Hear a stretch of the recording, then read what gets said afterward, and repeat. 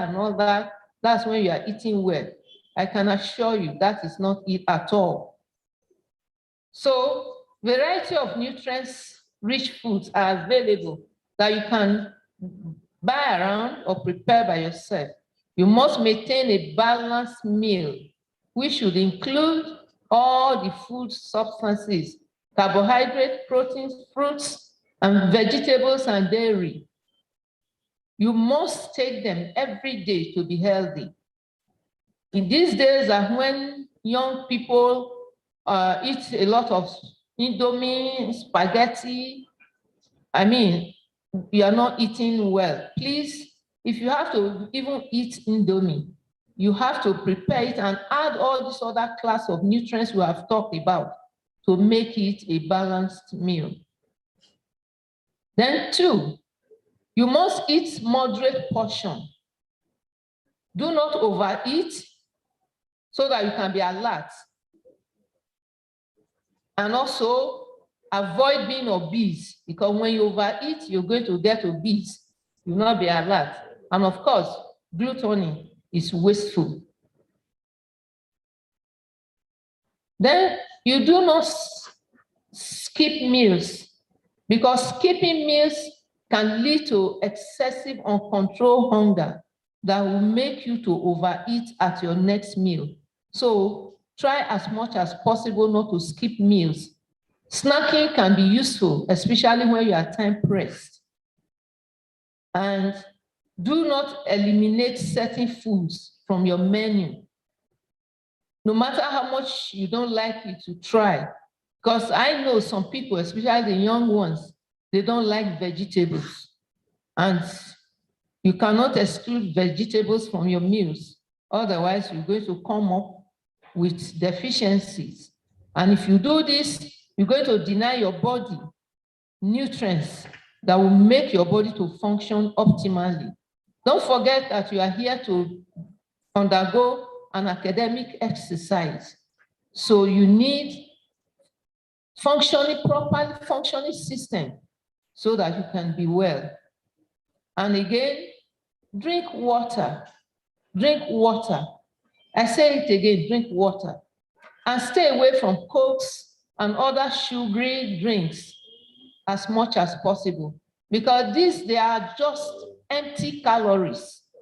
You don't get anything from it. So water not only hydrates you, it also aids blood circulation and also helps to maintain and regulate our body temperature, as well as remove toxins from our system. So you see why it's important that you must drink water, because all those other drinks, a lot of additives have been added. You stress your system trying to eliminate them from your body system. So please, as much as possible, let water be your drink. Also avoid much caffeine, because it's a mild addictive. And it can also affect your ability to sleep and focus, and negatively affect some other bodily functions. So try to avoid caffeine, because I know many students, when they have played away all their time, when it's exam time, they start taking coffee to stay awake. I can assure you, you are not going to get much from that. So I'm happy in this orientation lecture series, the management has been very magnanimous to include everything you will need to help you pass through this system seamlessly, if only you will listen and abide by whatever you hear this period. Then we talk about emotional health. So like we said before, if you are healthy, WHO have told us that it's not only physical, it's not only social, it also has to do with mental health, emotional health. And how do you keep healthy emotionally? One, you relax. Relax. Don't take it too hard on anything. Like I can tell you, if you follow everything stage by stage as you are told, You attend all your lectures. You listen in class, not just attend, because some people attend and make noise at the back all through. Attend your lectures, listen to your teachers, and do your work. You have more than enough hours of the day to do your work. So you don't need to stay up throughout the night so that you are reading. Because by the time you do that, the next day you really cannot achieve much. And I can tell you also that stay throughout the night, you will not achieve half of what you can achieve when you are stable and in the daytime. Then 2, keep yourself organized to eliminate unnecessary and preventable stress. That's exactly what I've said earlier. Keep yourself organized. Then, of course, get enough sleep each day. An adult requires about 8 hours sleep every day to enable you function optimally. And of course, avoid using sleeping pills. Then we talk about drugs, alcohol. This is something that is not good at all for somebody that has academic activity, because alcohol itself, for instance, depresses the central nervous system. So when you take alcohol, you are depressing your central nervous system, and you will not be able to, do the much you thought you could do. Depresses the brain. And also avoid unprescribed medications. Unprescribed medications. Don't do self-medication.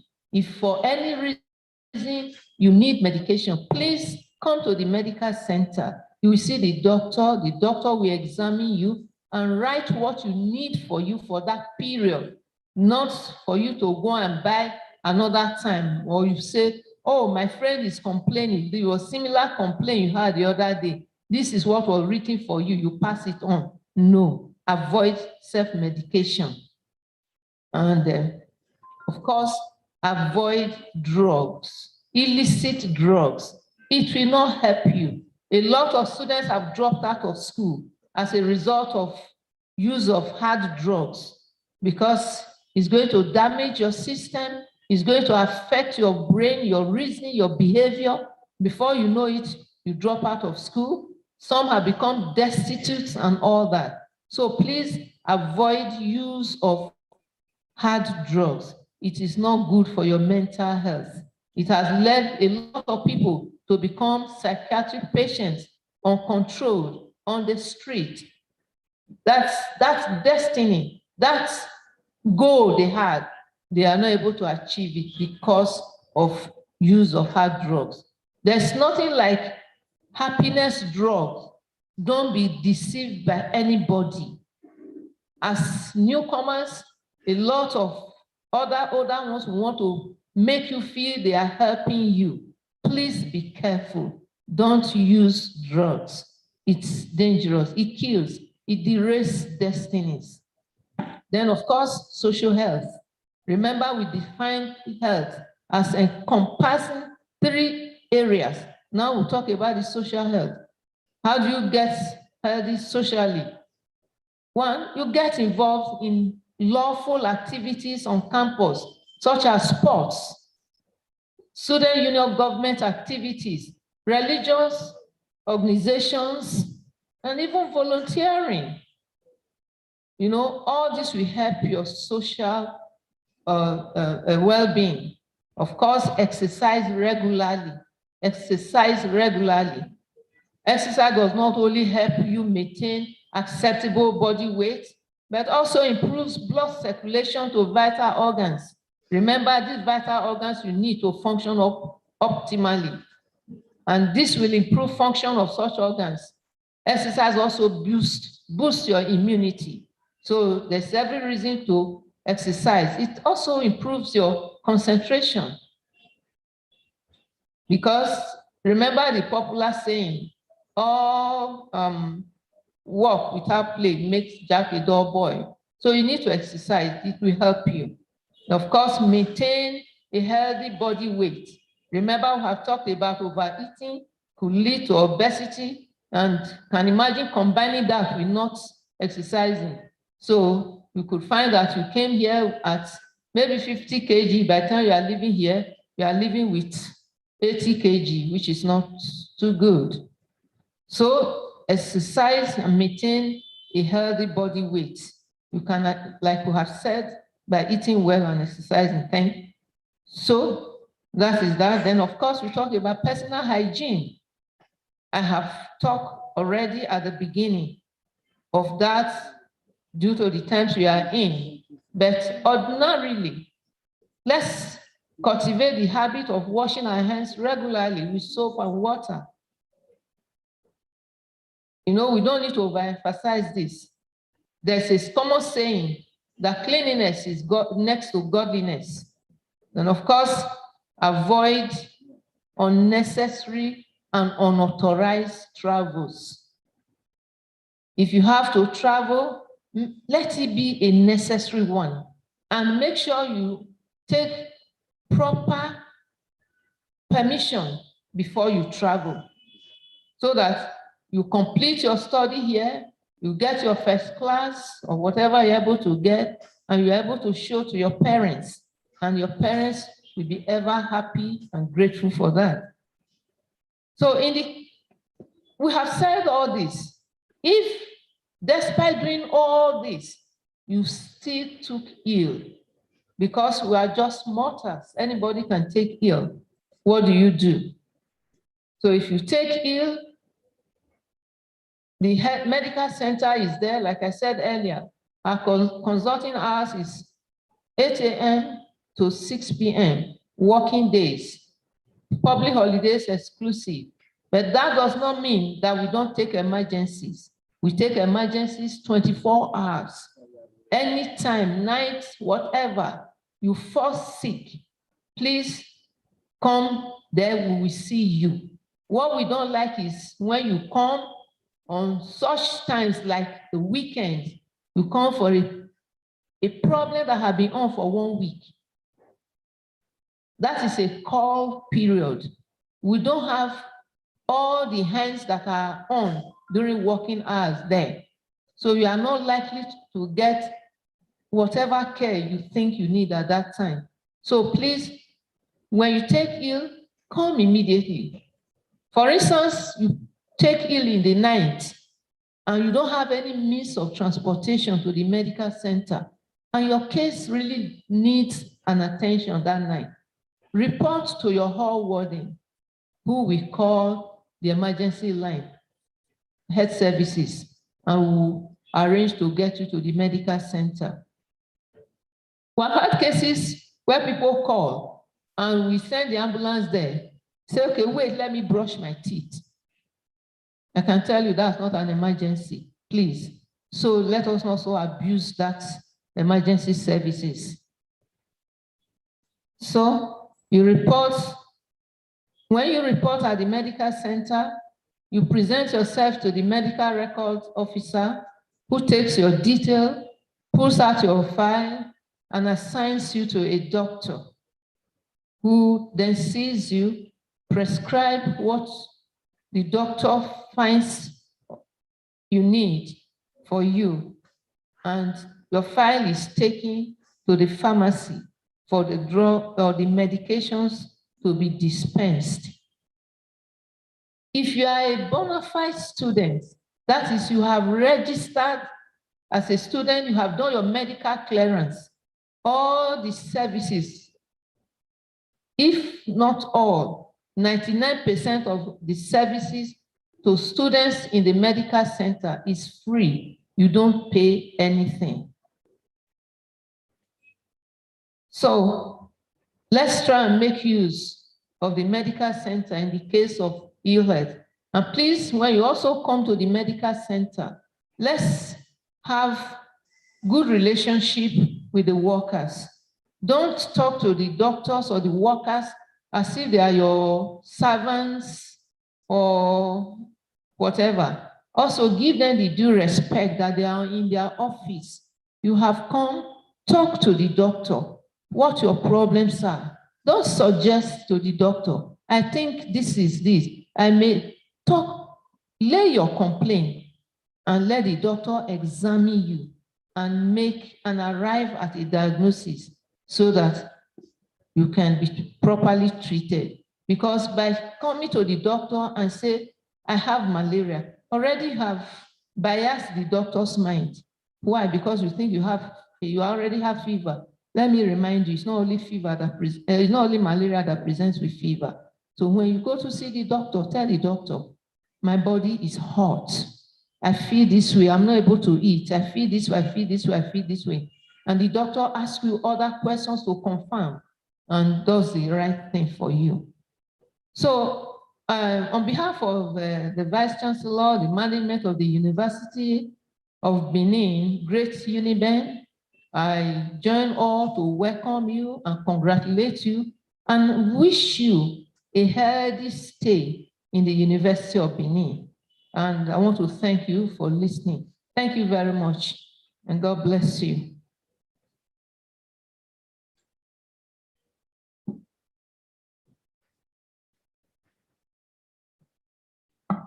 Thank you very much, Ma, the Director of Health Services from the University of Benin. I'm sure that you picked something concrete there. You should take your health seriously if you must graduate and achieve your goals in life. Madam, we say a big thank you for the lecture. Now we'll take on another very important aspect of your stay on campus, security on campus.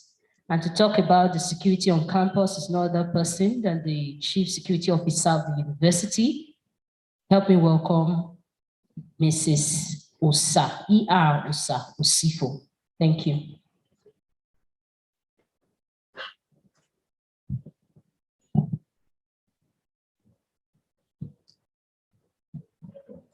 Thank you very much. Standing on the existing protocol, I'd like to welcome all students here present and to congratulate you on your admission.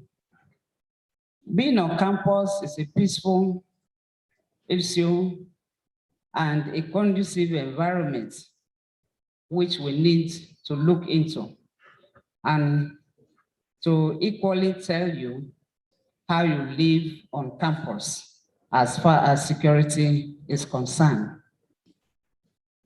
Security, we say, can be defined as any measure taken with a view to protecting anything which is of interest to individual, organization, etc., and lives.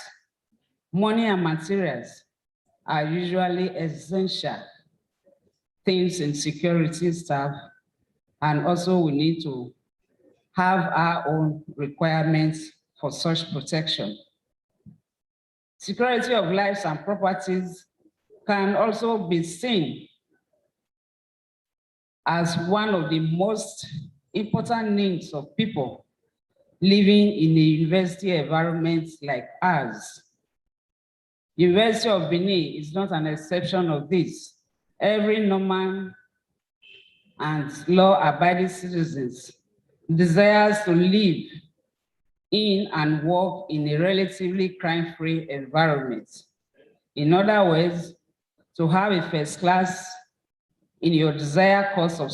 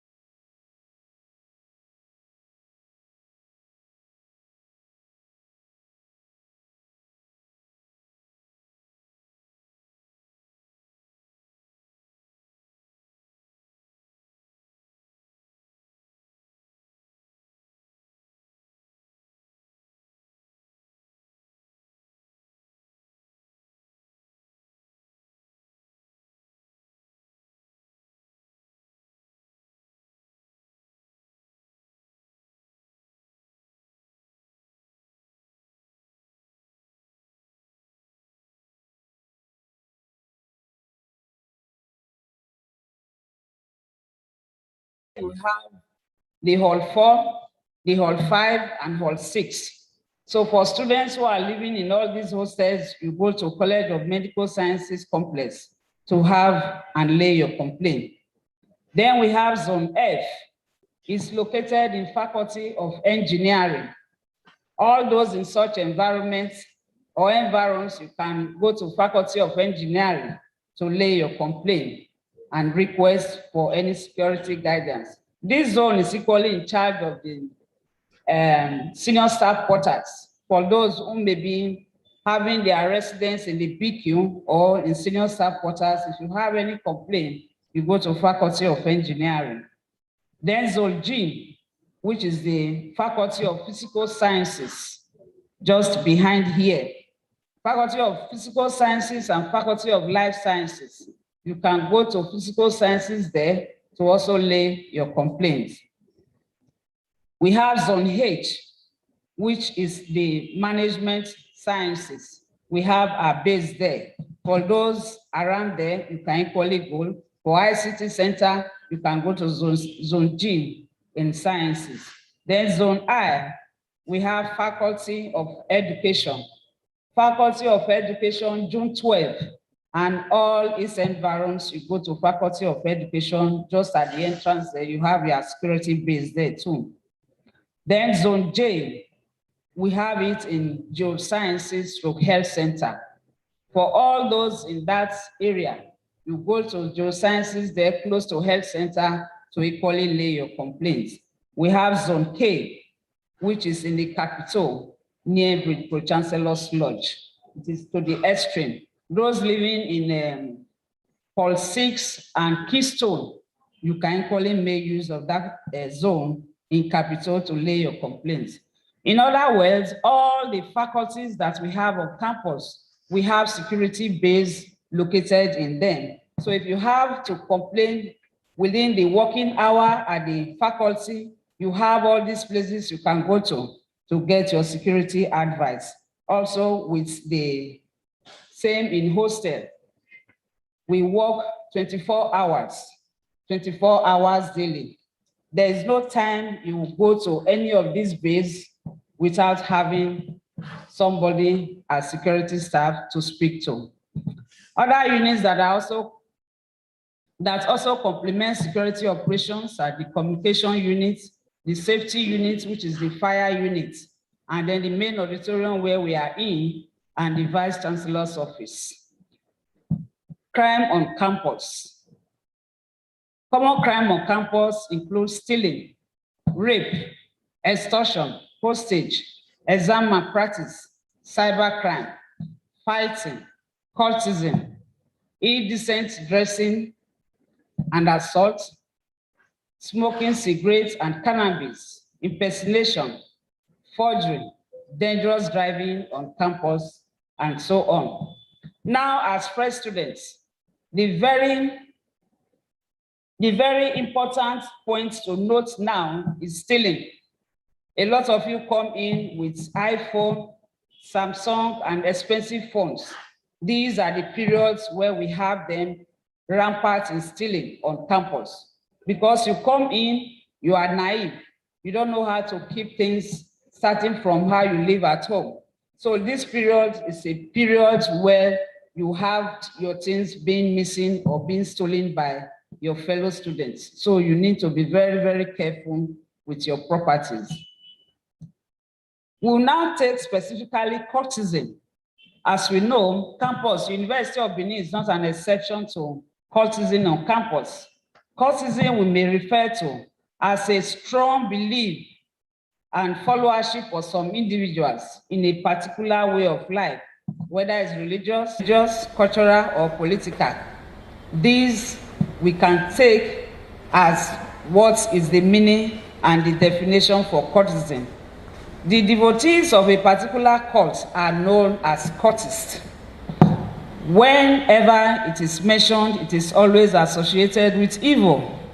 Secret cults are identified with the following features. So you need to look out for these features with anyone around you or with anyone going before you. Initiation of members through occult and diabolic means, initiation of calls of non-members through application of violence to achieve desired objectives, or engagement on violence and clandestine activities, even though the 1999 Constitution of the Federal Republic of Nigeria advocates freedom of association. You can join whatever you want to join, but cultism is not one of them. That is what that explanation says. Say, oh, the Nigeria Constitution says you can join anything, you have freedom of association, but here you are limited. You cannot. Adoption.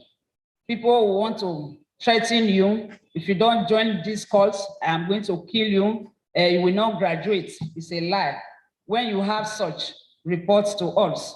And once you report to us, you are free. But some of these students, they keep quiet because they are afraid. You don't need to be afraid. All these zones we have told you, you have to go to them or you come to the CSO's office to give us such reports, and then we take it up from there. We have some reasons why students join cults. Most students join cults or secret cults either as a result of intimidation or personal volition. In some cases, students are cajoled. Students are cajoled. Just a few days ago, we had some students, they had not even gone through this orientation, but we had some group of religious students who picked them from the hostel to say, come and join our church. Come and be fellowshipping with us. That was good enough that it was purely religious. But in some cases, they can cajole these students, these innocent students as you are coming in, to say, come and join our fellowship. But you wouldn't know that the fellowship is actually called fellowship. So you need to watch very well before you enter into any of these cajoling groups that may come to you. Some of the reasons why students join cults are quest for power and authority. Secret cults are considered as a means by which timid students can boost up their ego and get rid of their timidity. This also goes to the use of high drugs, which the Director of Health has equally spoken about. So we need to be careful about that.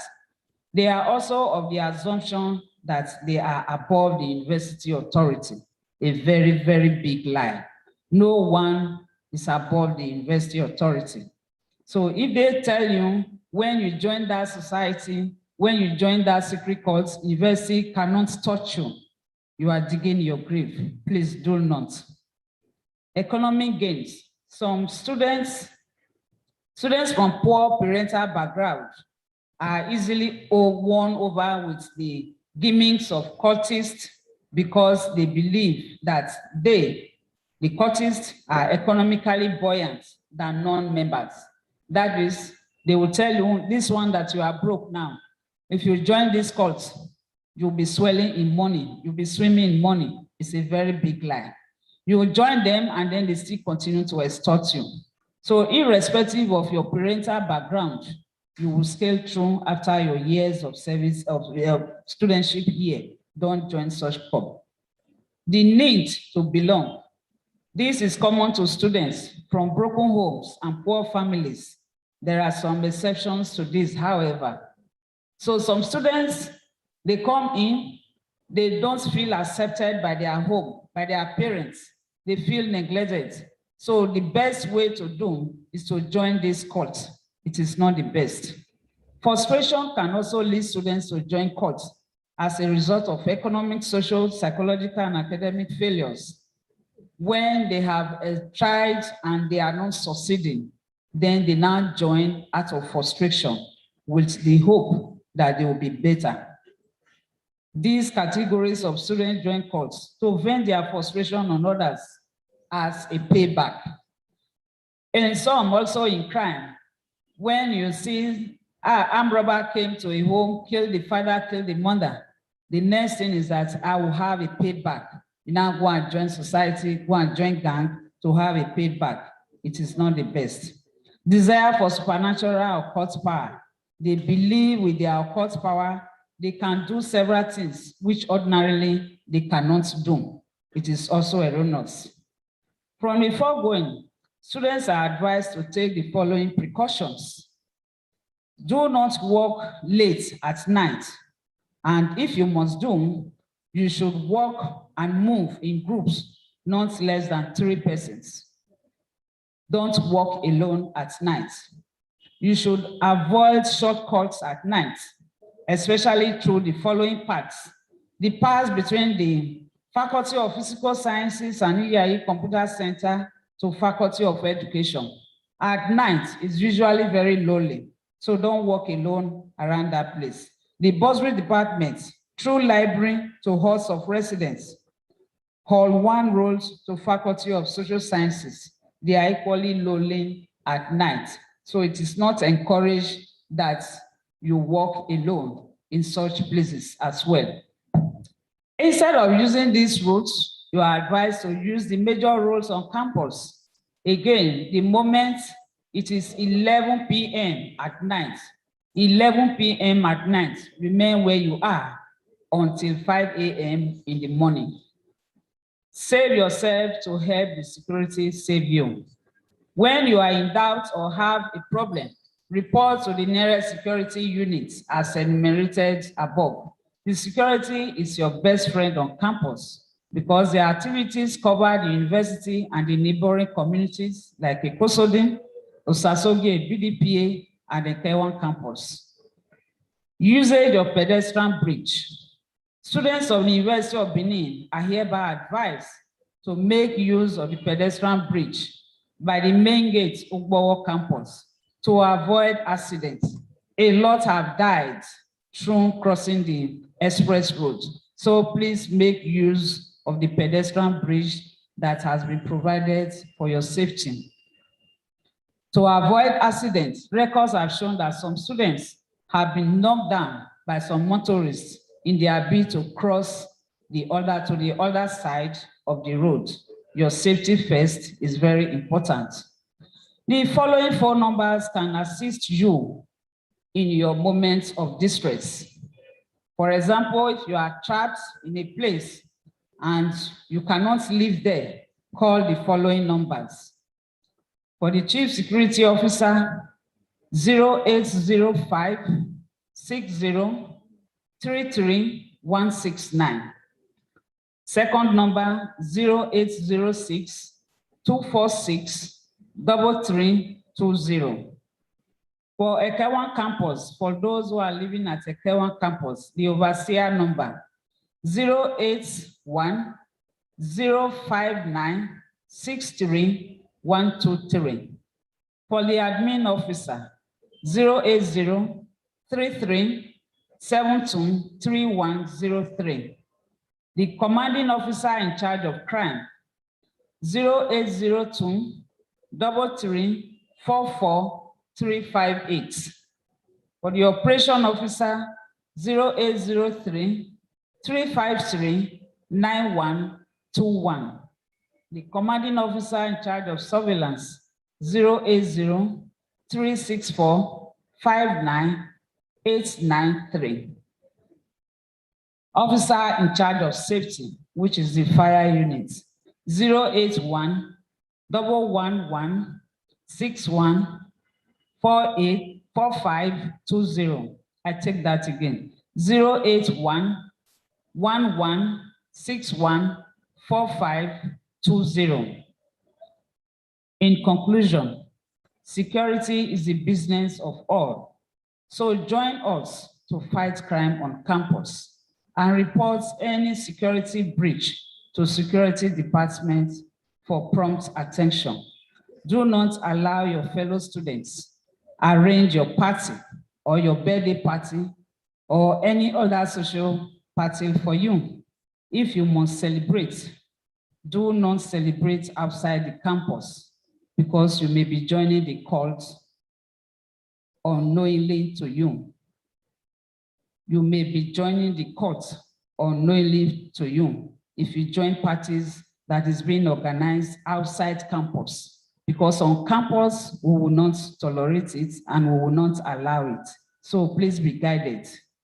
I wish you a crime-free and free stay on campus in the University of Benin. Once again, congratulations and remain blessed.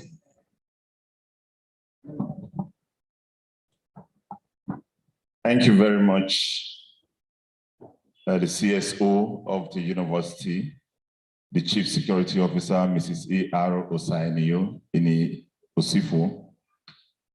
I was going to say, put your hands together for her, but I now remember that this is being streamed live. And thank you so much. The fact is this, my dear students, even those of you that are already on campus, safety, security begins from you. You have to, at all times, to be security conscious. But if somehow, due to no fault of yours, or due to ignorance, you find yourself in a position that is security sort of compromising, all she has told you is that there are people, there are personnel in this university that will be there to assist you out of those jams, assist you out of those very tricky situations that you find yourself. And some of us sometimes are scared. You are afraid that if you report, if you say something, and you will be found out. Don't be. I repeat, don't be scared, don't be afraid. There are measures in place to keep you anonymous. In fact, the mantra of the Vice Chancellor, that is see something, say something. See something, say something. And when you do that, it will help to keep you safe, it will help to keep the university safe, and all of us will be in a better environment to study extremely very hard. I want to assure you that the university is very, very, very ready to ensure that we are all safe and sound. Very quickly, we know we've been talking, which is okay, because we want all of you to know what is really going on in this university. But again, before I invite the next resource person, sometimes it is good and proper for you to know the organogram, the hierarchy of the university. Any federal university, in terms of the hierarchy, the visitor is the head of that university. And the visitor for a federal university is the president and commander-in-chief. And so University of Benin being a federal university, it means that the visitor to the university is the president and commander-in-chief, President Muhammadu Buhari. Of course, he's not here to oversee what is going on in the university. That is why you have the Minister for Education, and then that is why you also have the supervisory body of the universities, the Nigerian University Commission. We also have, representing him to look at the activities of the university, is the Chancellor. The Chancellor is more like the moral guardian of the university. The current Chancellor of our university is the third chief, His Royal Majesty, Professor James Ayase, the third chief. Then we have the Pro-Chancellor and Chairman of the Governing Council of the university. The Council of the university comprises some external members who are appointed by the visitor. We have representative of NUC, representative of the Minister for Education and others interest group. And of course, you also have the internal members of council representing Senate, representing council, representing congregation, and you also have a representative of convocation. Thereafter, you have the Chief Executive Officer of the university. That is the Vice Chancellor of the university. He is in charge of the day-to-day running of the university. And first of all, the chairman of council right now, or pro-chancellor, is Dr. Sonny Kuku. And so our vice chancellor, that was sometimes referred to as the Chief Executive Officer of the University of Benin. She spoke to you earlier, is Professor Lillian Imwetinya Salami. In fact, she is the second lady, woman, to be a Vice Chancellor of our university. Helping her, assisting her to ensure that the university is run smoothly, effectively, and very, very efficiently. We have deans. You recall earlier, I had said that the university is on a faculty system. And so heading these various faculties, we have the deans of the various faculties. They represent the interests of the university and ensure that all the faculties are effectively, run administratively. And so for each faculty, we have a dean. But the College of Medical Sciences is headed by a provost. And so you have a dean. But interestingly, there is a dean that does not head a faculty, and that is the dean of students. The affairs, the welfare of the student is paramount. And so, because of the interest, the university places so much to ensure that students are well taken care of. We created an office of the Dean of Students many, many years ago. And so the current Dean of Students of the university is Professor Patrick Igbenadua. We refer to him as the #1 student of the University of Benin. In fact, I can give you his matriculation number. His matriculation number is 000001 as the #1 student of the university. But I want to quickly say something here. Just yesterday, a student walked into my office and she said that I asked her, she's supposed to be graduating, and she said she's unable, she cannot graduate, that because she has a course that she's carrying over. And incidentally, that course was a year 1 course. I know that was 4 years ago, that's when the student had the course. What happened? He said during the exam, something happened and she was asked to leave the examination hall. And I simply asked her, did you read your student handbook? She just shook her head and said, no, she didn't read her student handbook. I said, because if you have read the student handbook, you will know that that action of asking you to leave the examination hall was not the appropriate action. If there is an infraction in the exam, that means if you misbehave in the examination hall, you are disturbing the exam hall. There is a process to follow. The invigilators, the lecturers, there's a process. If you are cheating, you find that you are cheating, you will be given a form. It's called a malpractice form to fill. Once you fill that form, you continue your exams. But sometimes students are so scared, they're just panicking. You do not want to fill such form. You have to fill, when you fill the form, you continue your exams. It's important that some of this information, you need to know them so that it will help you being in the university. If somebody is forcing you to do anything, we talked about court boys. The chief security officer spent some time ago talking about courtists. We have them everywhere. They are security nightmares. Wherever we find them, in our society, even in the university, they are there. Some of them are waiting for you now. So just come in, they want to recruit you immediately. When you come, you don't want, and they seem to be forcing you. There are people you can talk to. You can ask for help. Never be afraid to ask for help. Ask for help from your lecturers. Ask for help from your heads of department. Ask for help from colleagues, senior lecturers in the system. But most importantly, there is a helpline right now in the university. Take note of this line. I want you to stop whatever, get a biro and paper and write down this number. It's referred to as the Uniben hotline. Any problem you have, just call this line. Somebody will be there to help you.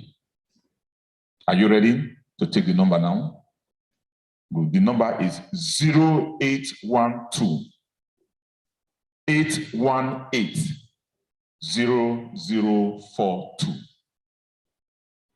I'll repeat, 0812 818 0042.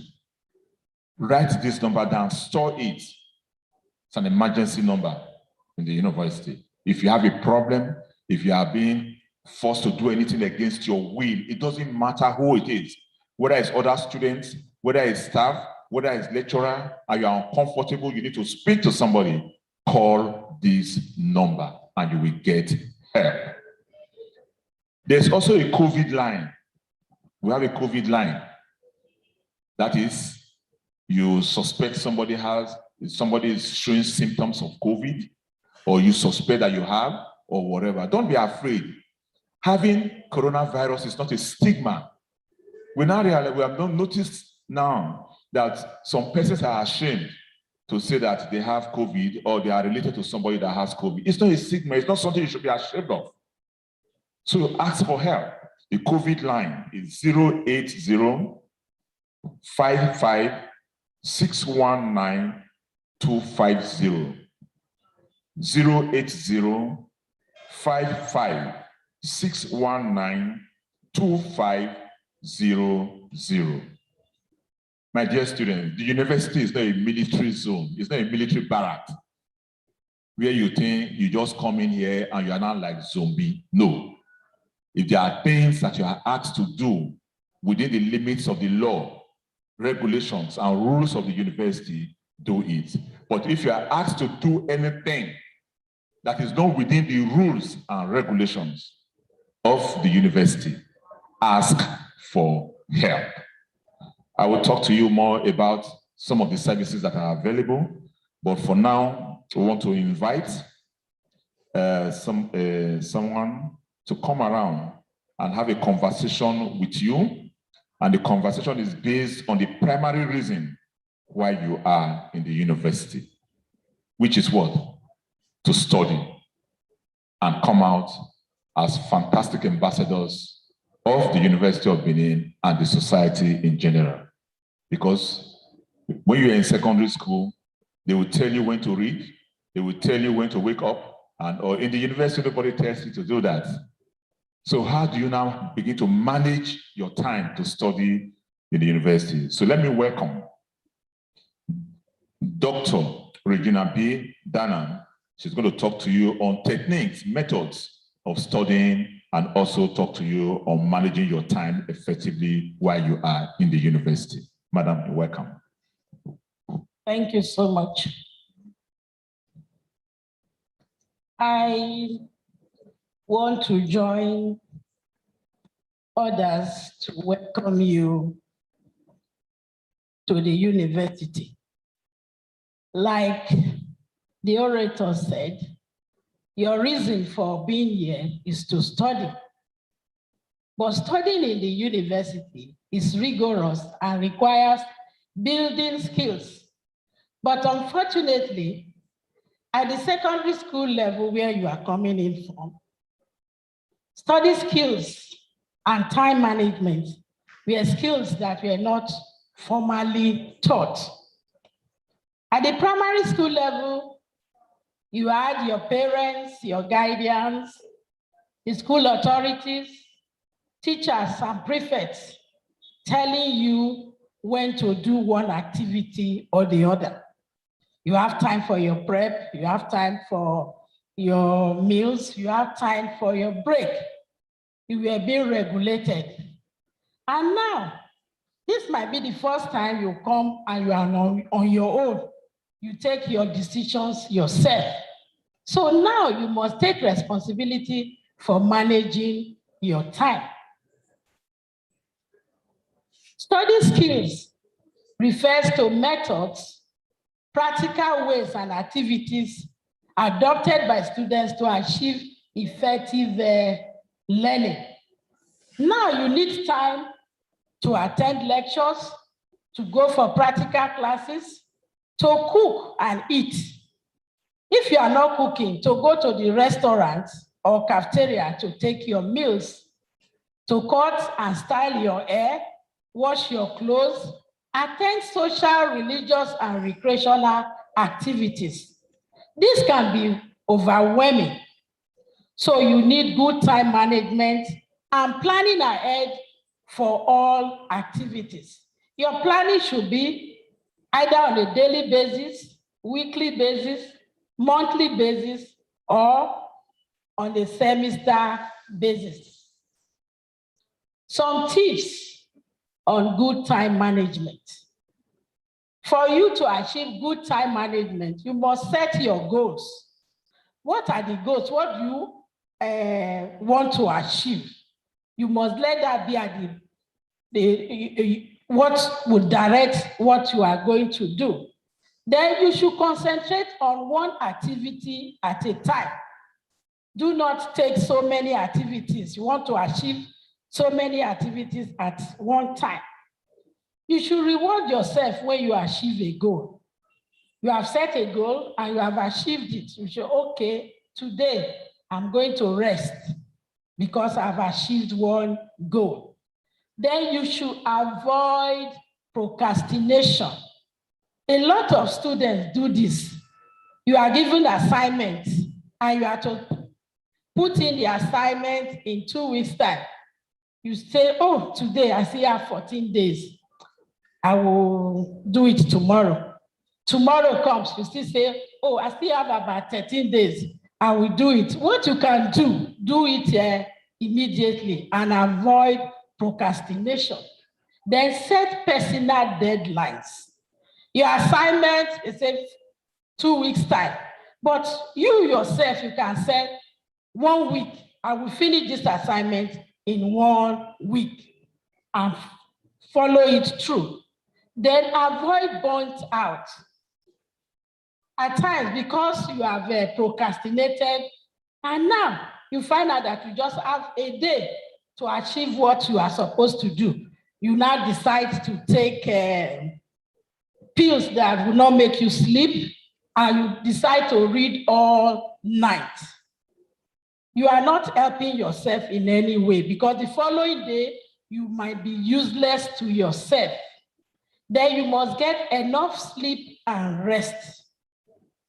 You must get enough sleep and rest. Then assess your use of time. At the end of every day, you should assess, what have I been able to achieve today? Did I meet my target? If you didn't meet your target, you should now ask yourself, what happened? Why did I not meet this target? Then studying in the university. Studying in the university, like I earlier said, is quite different from what we were doing in the primary and secondary school. Now you have to equip yourself with 3 major materials before you start planning your study. The university calendar, the prospectus, and your lecture time table. You need this for you to really know where you ought to be at every particular time. Then your prospectus. You need your prospectus for you to know the requirements you need. Are there certain things you need to know first before you attend one lecture or the other? Then always plan ahead. Now that you have all these things together, you should plan ahead of what you want to do. Then you must attend classes regularly and punctually. You have a class for 8 o'clock and you are coming in by 10. That's not good enough. Because what I've been taught before you came in, nobody will repeat it for you. Then you should master the art of note-taking. Most students come into the classroom without notes, without biros, and just sit and chat away. You should learn how to take notes. At the end of every lecture, look at what you have written. And if there are places you need to fill in one gap or the other, do that. Then use your free hours between classes. You might have 8 o'clock class and the next class will be by 12 o'clock. What do you do in between this time? Like the chief librarian said, you have faculty libraries. You could decide to go in there and read instead of wasting away your time. Be focused and attentive in the classroom. Now, with GSM, You find a lot of students, they sit at the back of the classroom. Instead of listening to the lecturer, they are busy fiddling with their phones. You should desist from such thing. Then you should keep a careful record of assignments. You have about 5 courses. You should know the different assignments you have been given and when to turn in such assignments. Ensuring effective study time. There are certain things you should take note of. You must consider the time to study. You decide when is the best time for me to study. Is it in the morning, early in the morning, or is it in the afternoon or in the night? Definitely, we do not encourage you to read throughout the night. Then, secondly, you should consider how long to study. For every day, make it a point of duty to say, today I'm going to study for 2 hours. The 2 hours may be 1 hour in the morning, another 1 hour in the evening, and you keep to it religiously. Then what to study? You have so many courses. You have about 10 courses you have registered for. You should decide what to study. And what to study will depend on the volume you have for each of these courses. So you decide. Not that when you get to where you want to study, that's where you now say, oh, I wanted to read this course, so I did not bring the book. You decide what to study. You might even have your own timetable of what to study. Then why the study? A lot of students only study when it is exam is approaching. That's a bad way of studying. You should study regularly. Don't wait till when examination is approaching before you now start reading into the night. Then where to study? You must decide where you must study. Are you going to study in the hostel? Are you going to study in the library? Are you going to study in the classroom, or a place where you feel is conducive, where you will not be distracted? That's the place where you should decide to study. Then, when you are going to study, you must come with the materials that will aid your study. Your textbooks, your notes that you have jotted during lectures, your jotter, your biro, your pencil, everything that will make you study effectively. The idea that you are seated, you want to go and collect something else you want, even if you are studying in your room, you get everything ready, not, oh, I need this book, you stand up, you go. It affects your concentration. Then what should be your motivation for study? You must have your own personal motivation for study, because your being admitted here is for you to come and study. And so you should not allow somebody else to influence how you study. Or because you see your friends are going to read in the night, you carry your book and you go with them. And when you get there, instead of studying, you are sleeping. But because you want people to feel that, oh, I've gone out to study. So you should have that motivation to study yourself. Then how to study? You must decide how best to study. There are different methods of studying, but the one I want to discuss with you here is the PQS2 method of studying developed by Alutu 2013.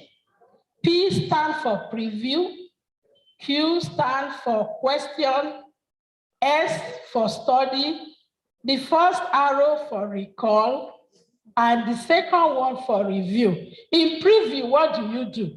You have your courses, you preview it. What is this course all about? What am I expected to study in this course? What are the books I'm going to read for this course? Then the second one is question. Every topic, you can turn every topic, every subtopic into a question. By so doing, you are asking yourself, this topic, can this question be asked on this topic? Then when you are now studying, this question should not guide you. When you are studying, guided by this question, you now study as if you are now answering this question. Then the fourth one is recall. You recall, have I been able to answer these questions from my study? Then the last one is review. You must review all what you have done from the preview stage to the question stage to the study stage and the recall. If you adopt this study method repeatedly, either this or any other study method that you have decided to use, it becomes your habit and you have the needed knowledge and skill to respond to any question anytime. Those who come out with first class started the very first time, the very first day they come into campus. And so my advice to you is to take your study time and your study time management very serious so that you will achieve something fruitful. Studying is a major part of university life. It requires planning and practice. And this planning and practice must be within time frame. A university student must be time conscious. You must be time conscious. You know when your classes start. You know when to put in your assignment. You know when to prepare for your exams. And you know you should be conscious of activities to undertake. You should know what time to study and you should know how long you should study. If you adopt the right study time, you will achieve the set goal of university education. And that is my wish for you all. Thank you.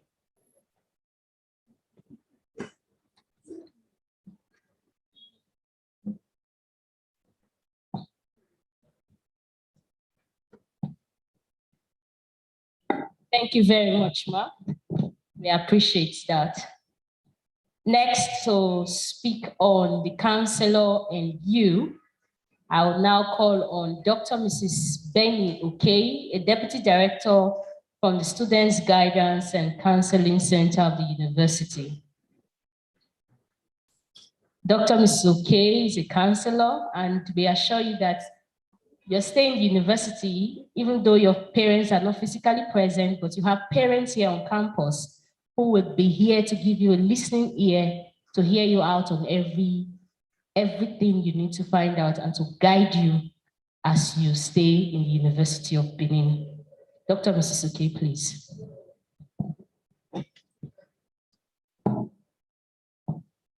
You're all welcome to University of Benin, UniBest. I've earlier been introduced. My name is Dr. Mrs. Benny Okay, Deputy Director in Counseling Center. I'm here representing the Director of the Student Guidance and Counseling Center, Professor Mrs. V.E.I. Audu, and I welcome all new students on her behalf. It is with great joy that I congratulate all and welcome you on behalf all beloved new students. Let me remind those of you who are favored by Providence to be admitted, represent an insignificant number of those who sought admission into universities this year. It is no mean achievement to be admitted into the University of Benin, one of the most sought after institutions in the country. Admission into the university is not a means to an end. In other words, it is not your final destination. It is pertinent to ask yourself these questions. Why am I here? An honest answer should be provided by you. You need to appreciate why you are in the University of Benin so that you will be determined and focused to achieve the purpose. What are your dreams? Dreams are not reality.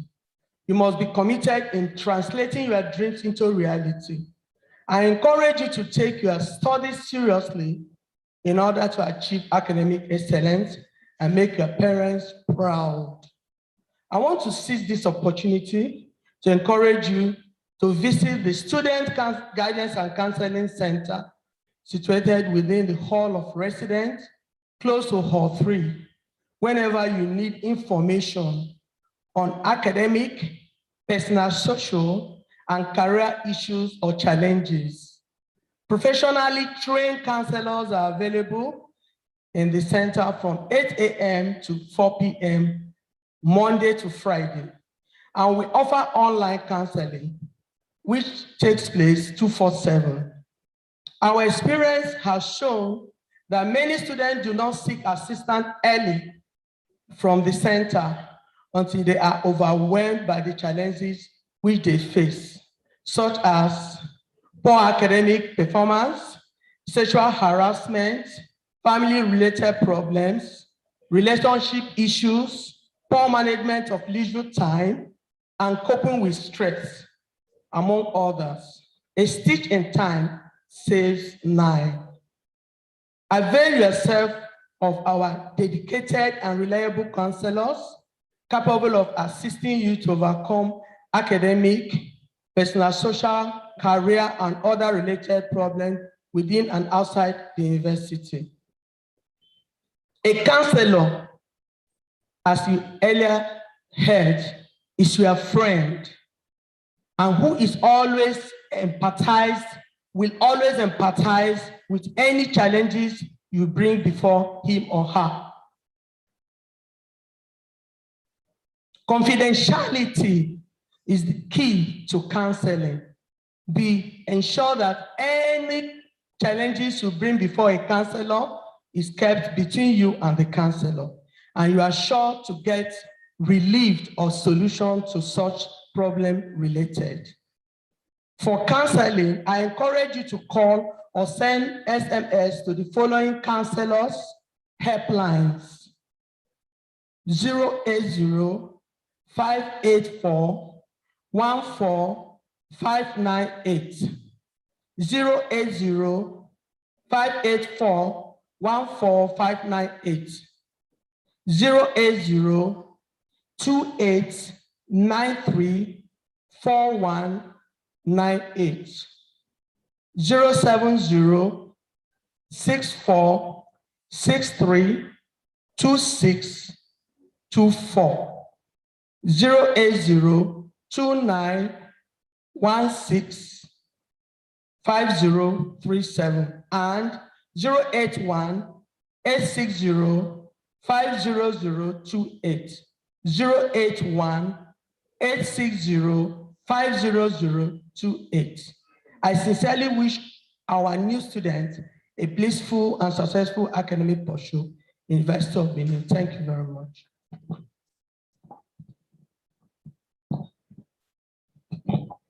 Thank you very much, Dr. Benny. Okay. Our dear students, you have heard, that was a very brief one, which is good. But what you need to know, she has told you, that yes, you are going to be here for 4 years, 5 years, 6 years, as the case may be. We pray that you don't spend more than the required time to be in this university. No human being is perfect. You are not a, you could have some issues. It could be mental issues. It could be academic issues. It could be some challenges. It could be physical. Like these days where you have had a prolonged period of lockdown due to the coronavirus pandemic. Some persons are seriously, having to deal with it. And all these can affect one way or another your academics. And you need to talk to somebody. I like using the word talk to somebody, because sometimes if we use the term counseling, it's like you are going to see a doctor again. No. You just want to just speak, somebody you can trust, and the person can assist you and also help to talk to you, can help you to articulate those issues that you have and help you to put it in perspective that you are not alone. We understand what you are going through. However, there is a way out. It's not the end of the world if it is that serious. And so that is what the counseling unit is all about. I know she has told you everything. I'm not just recapping, but it is important that you understand that in this university, your parents have sent you here. We are all here. We call local parents. We are here as your parents. It is our job to mold you to become distinguished citizens of this nation. That is our job as teachers, as lecturers in this university. You come in here, at the end of the day, we will give you a certificate and to read that you have been found worthy in character and learning. It's our job to mold your character and to impact knowledge to you. And so that is what, and in the course of doing this, if you have any challenges, there are various services in the university, including the counseling units that you can access, and then they can also definitely help you out. In this university, just like any society, there are rules and regulations. We have rules, we have regulations. But again, I ask, do you know how many vice chancellors we have had since the University of Benin was created? Was founded in 1970. I told you earlier, it was 23rd of November, 1970. We have had many vice chancellors, up to about 9 or 10.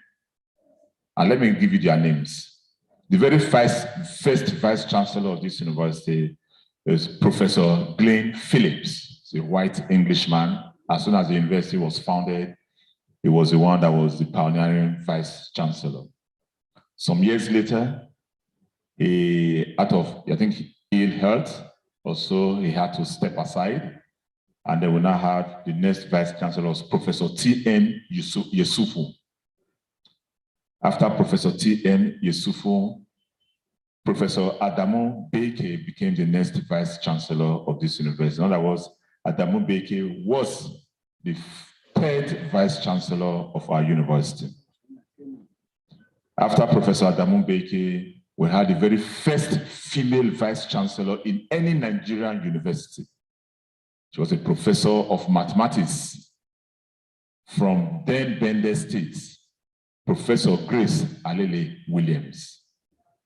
After her stint as vice chancellor, the next vice chancellor was the very first vice chancellor from the University of Benin. In other words, he was a staff, he was a professor of the University of Benin. And so the very first vice chancellor from within the university came on board. He took over from Professor Grace Alele Williams, and that's Professor Andrew Onokoraye, a professor of geography. He is emeritus professor today of this university. We still see him, he still come with his ideas, trying to advise on how to move the university forward, very much involved in the day-to-day activities of our university. Immediately after his tenure, we had another vice chancellor. Again, of course, after Onokoraye that was within, there was no need going out to source for a vice chancellor anymore, because it's like the university as at that time had really come of age. So the next vice chancellor was Professor Aburime Anao, a very distinguished professor of accounting, this university. When he was done as vice chancellor, we have Professor E.A.C. Wanzi, first vice chancellor from the Faculty of Life Sciences of our university. Professor E.A.C. Wanzi was a professor of biochemistry. When Professor Wanzi was done, we had Professor Godwin Osayuki Oshodi, a professor of education. Incidentally, a few days ago, he retired from service of this university after working for many years, and then he retired just a few days ago. After Professor Oshodi, we had a professor of engineering to become the vice chancellor. That is Professor FFO Orunwese.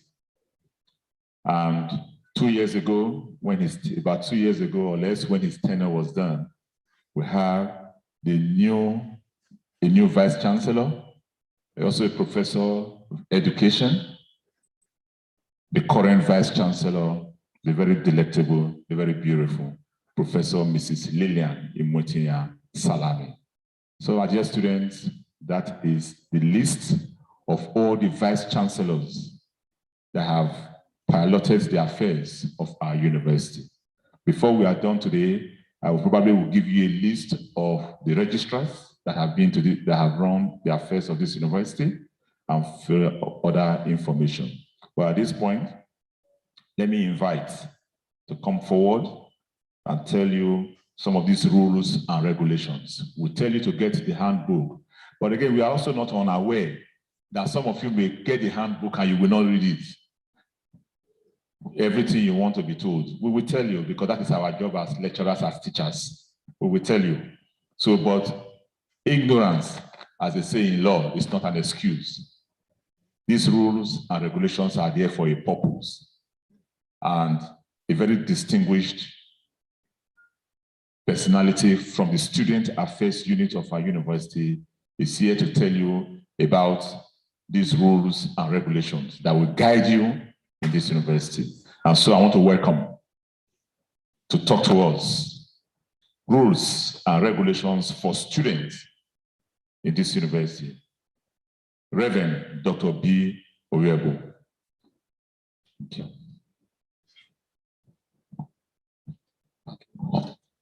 Thank you very much, my orator and erudite scholar, Professor McBradley.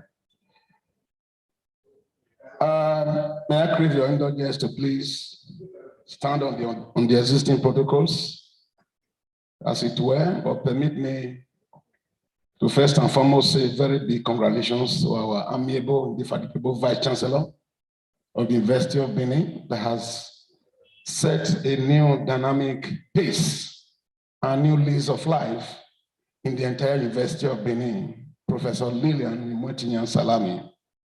As we wish you more years to celebrate more birthdays, more years of agreement, of achievement in Jesus' name. Fellow students, we want to say very big congratulations to all of you for being one of us here today as a student of the University of Benin. It gladdens my heart that I'm the one standing before you to streamline the rules and regulations guiding students, as I was once like you. Someone stood like this to address me as a student then. So I say congratulations.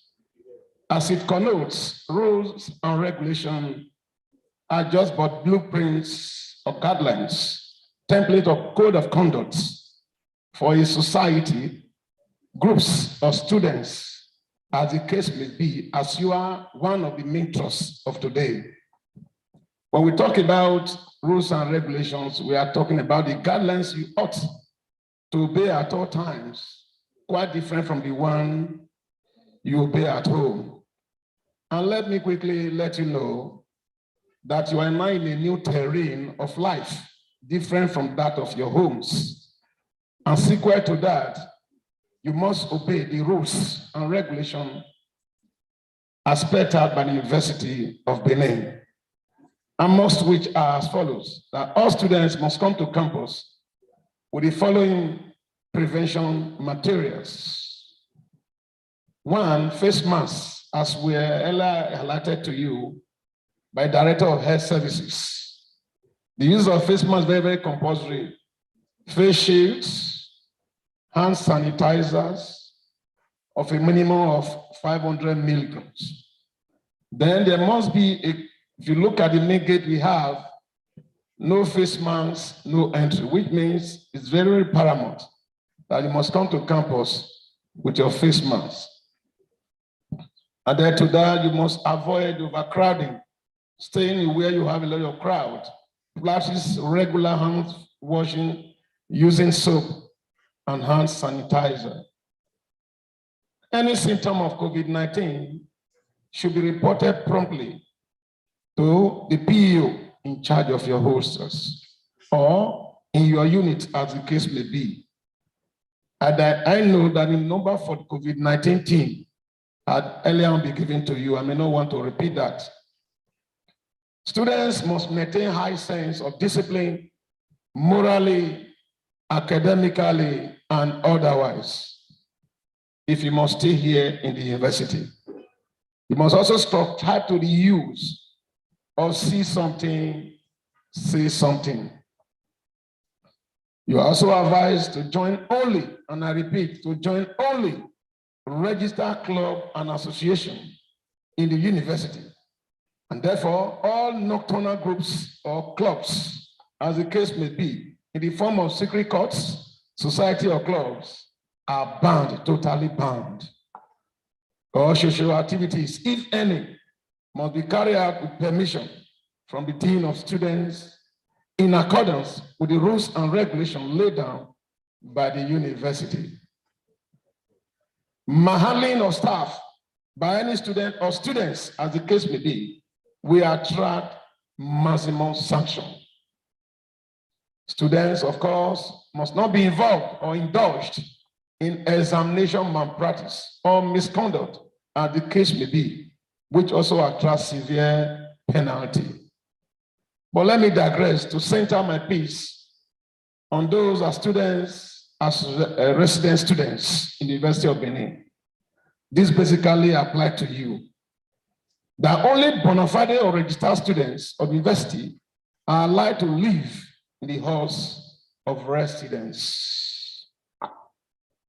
Students must reside only in the rooms allocated to them without exchanging or substitution. In other words, when you are allocated to a room, you are the owner of that room and no other else, because your documents shows that no other can occupy such a room. No student, of course, is allowed to sell or transfer his or her bed space. And of course, squatting in any form is never allowed in university accommodation facilities. All students must carry the hall identity cards at all times and must be prepared to show it on demand by any hall official. Of course, you as students must not bring into the hall of residence pets or heavy electrical gadgets, such as hot plates, electric kettle, washing machine, dryer, because I know most of you are from big homes. These are never allowed in the hostels. Toasters, grills, immersion heater, refrigerator, cooling, iron, microwave oven, gas cylinder, and gas cooker, etc., etc. They are never allowed in the hostel to avoid accidental discharge. The cooking is not also permitted in the various rooms. It can only be permitted in our utility room. In other words, there are spaces provided for you to cook whenever you want to cook, not inside the hostel. Of course, fighting, stealing, and activities such as shouting, loud music that constitute menace or disturbance to others in the house are highly prohibited. Visitors are not allowed into the students' room for specific reasons. Visitors are restricted to the common rooms provided, and also times are specified for it between the hours of 4 p.m. and 6 p.m. daily. Outside that, they are not allowed to visit their children. It is also mandatory for students to clean their rooms properly. And of course, outside baiting and shot putting are highly prohibited. Any student that are involved in baiting outside or shot putting is regarded as an irresponsible child of God, even not as a student. And I know that will not be your portion in Jesus' name. Hanging of clothes on hand railings of the hallways or room railings inside the hostel is highly prohibited also. No defacing, writing or posting of handbills on the walls, trees, electric poles, as the case may be, in and around the hostel and school premises. They are never allowed, and they are highly also prohibited. All complaints, therefore, from many students should be either lodged with the porter in charge of that hostel or with the PO, as the case may be. The use of naked lights, such as candle, and tampering with door lock is also prohibited by the university. Therefore, privacy, security, and individual rights of students must be well respected. Pouring of water, because we have some story buildings as our hostels, and therefore pouring of water from upper floor or hallways downstairs is not also allowed. Students must carry out their properties at the end of section and hand over keys and university properties in their custody to the hall officials in charge. That is, at the end of every semester, you ought to hand over every university property and the keys to your rooms to the various hall officials. Students must also vacate halls of residence at the appropriate date released by the university, and nothing more. Breach of any of the above rules and regulations, plus others that are not mentioned here, that you get to know along the line, we are charged serious disciplinary action are deemed appropriate by the university authorities. Having heard much, I want to say once again, congratulations and wholeheartedly welcoming you to the university as a student. And may God bless you all for listening. God bless you. Thank you very much. We just heard from Reverend Dr. Wiebo, who spoke to you about rules and regulations for students. And I hope that as you stay on campus, you abide by these rules and you have a peaceful stay on campus. To talk about Servicom information now is the Director of the Servicom section, Professor Ray Ozolwa, who is ably represented here today by Mr. Joseph Udo.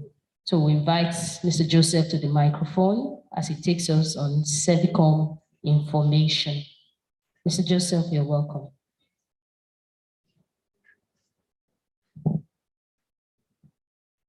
Thank you very much. So I want to join my voice to all of us to welcome you students to this great citadel of learning. As you rightly said, my name is Joseph Ulobu, representing Professor Ray Ozolwa, who is unavoidably absent, the director.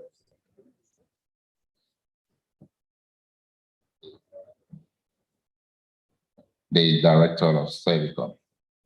Servicom is an acronym that means Service Compact with All Nigerians.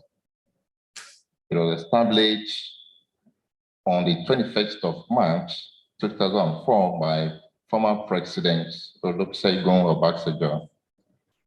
The aim is to provide basic services to which every citizen is entitled in a timely, fair, honest, effective, and transparent manner. Servicom equally gives the public the right to demand for good services as contained in MDA Service Charter. One of its goals is to ensure that service takers understand their rights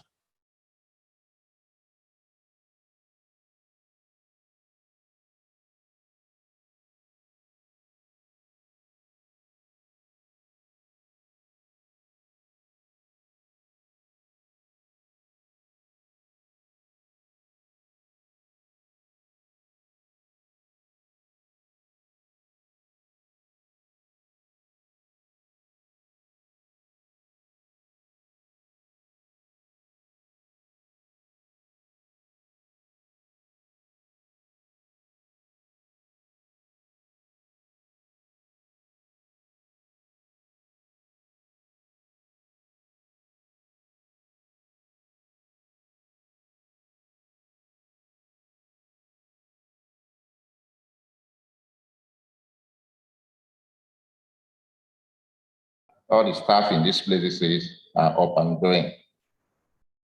We also check the general attitude to work of staff, and the indices for assessing this include punctuality to work, being at the workplace at the right time and the closing time, and also ensuring that assigned responsibilities within official hours are carried out.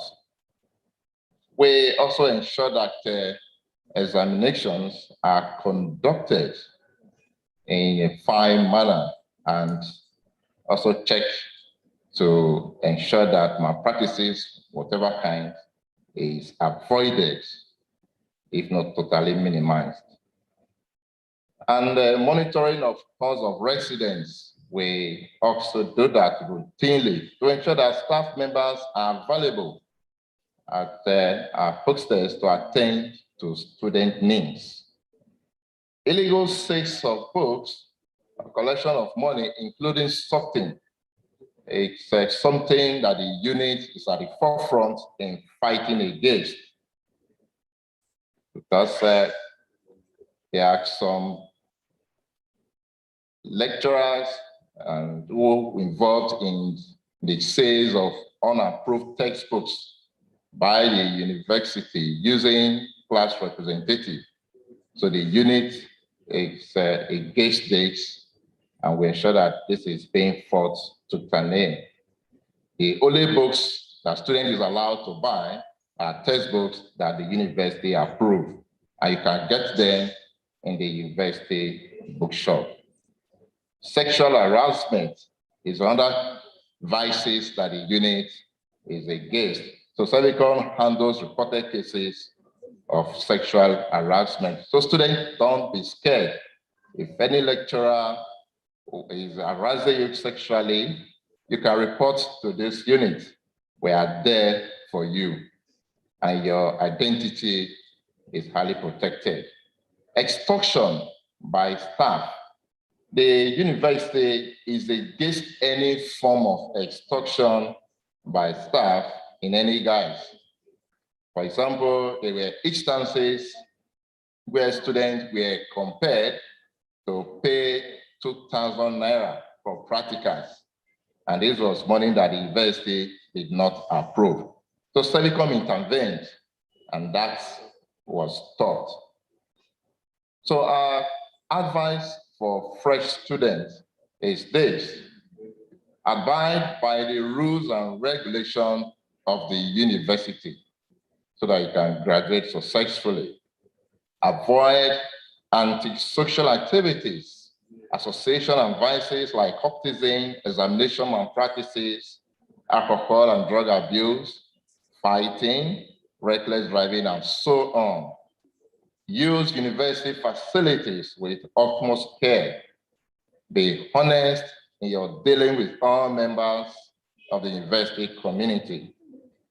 Report cases of service failure, complaints, suggestion, and feedback at Servicom unit, Akin Decol Auditorium, Ugbo campus, and also at Estate Building, Ekewan campus, University of Benin, respectively. So your complaint will be handled with utmost confidentiality. Please, if you see something, say something. Servicom is here for you. Let nobody intimidate you. You have the right to be served right. So in cases you want to contact us, there's a helpline that you can call. So please take down these following numbers. First, this is the director's number, Professor Ray Ozolwa, on 0802 35 28 166. 0802 35 28 166. Or you can also contact desk officers in the unit on 0807 81 27 283. 0807 81 27 283. And 08056 046315. 08056 046315. We assure you of prompt response to your complaint within 2 working days. Thank you. Thank you very much, Mr. Joseph Olowun from Servicom unit of the university. My dear students, it is important that you take advantage of some of these facilities, some of these services offered by the university.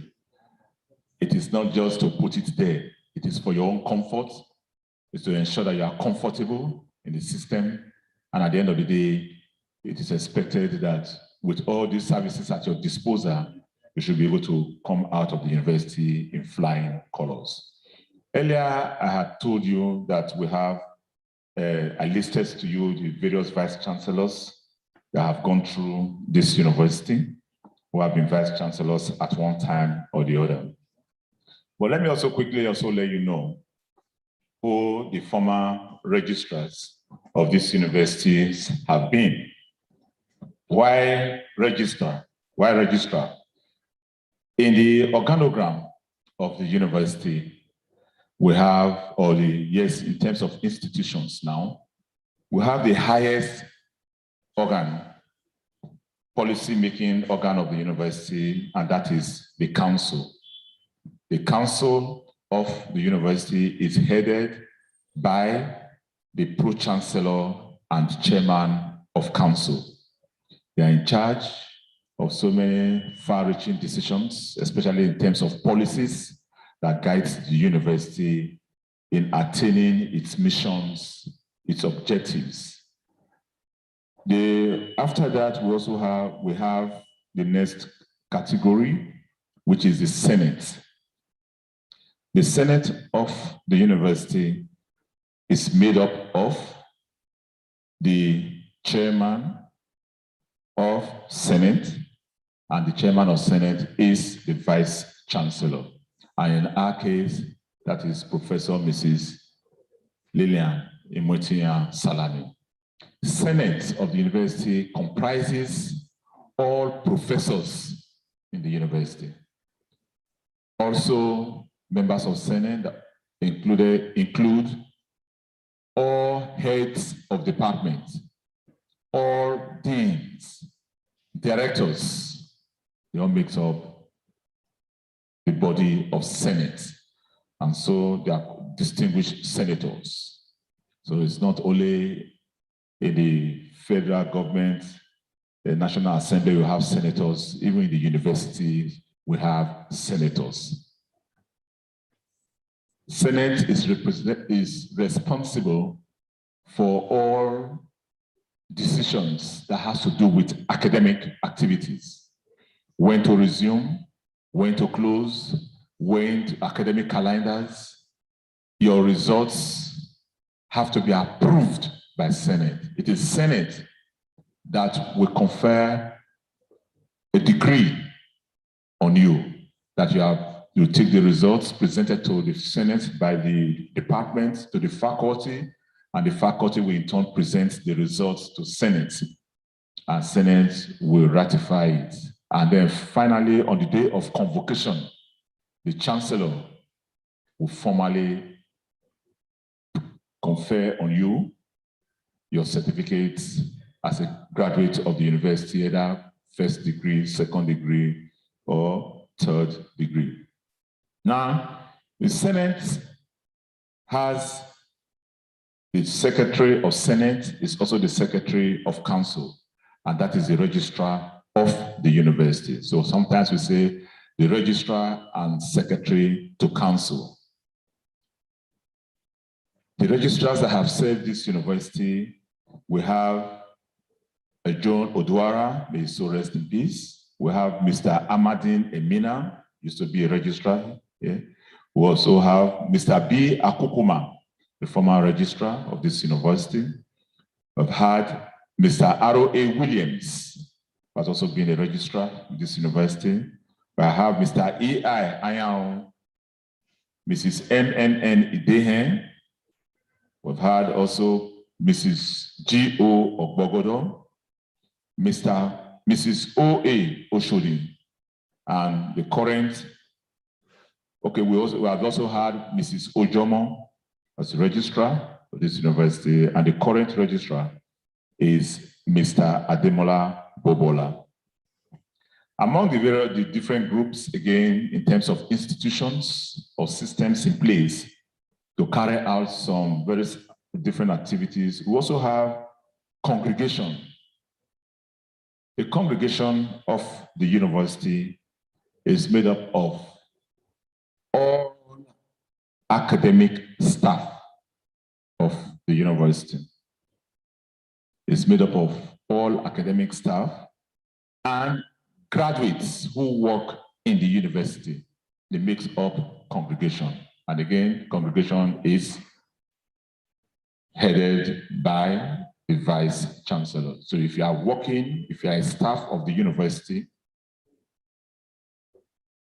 the head, it means, and you are a graduate, you hold a degree, you are automatically a member of congregation.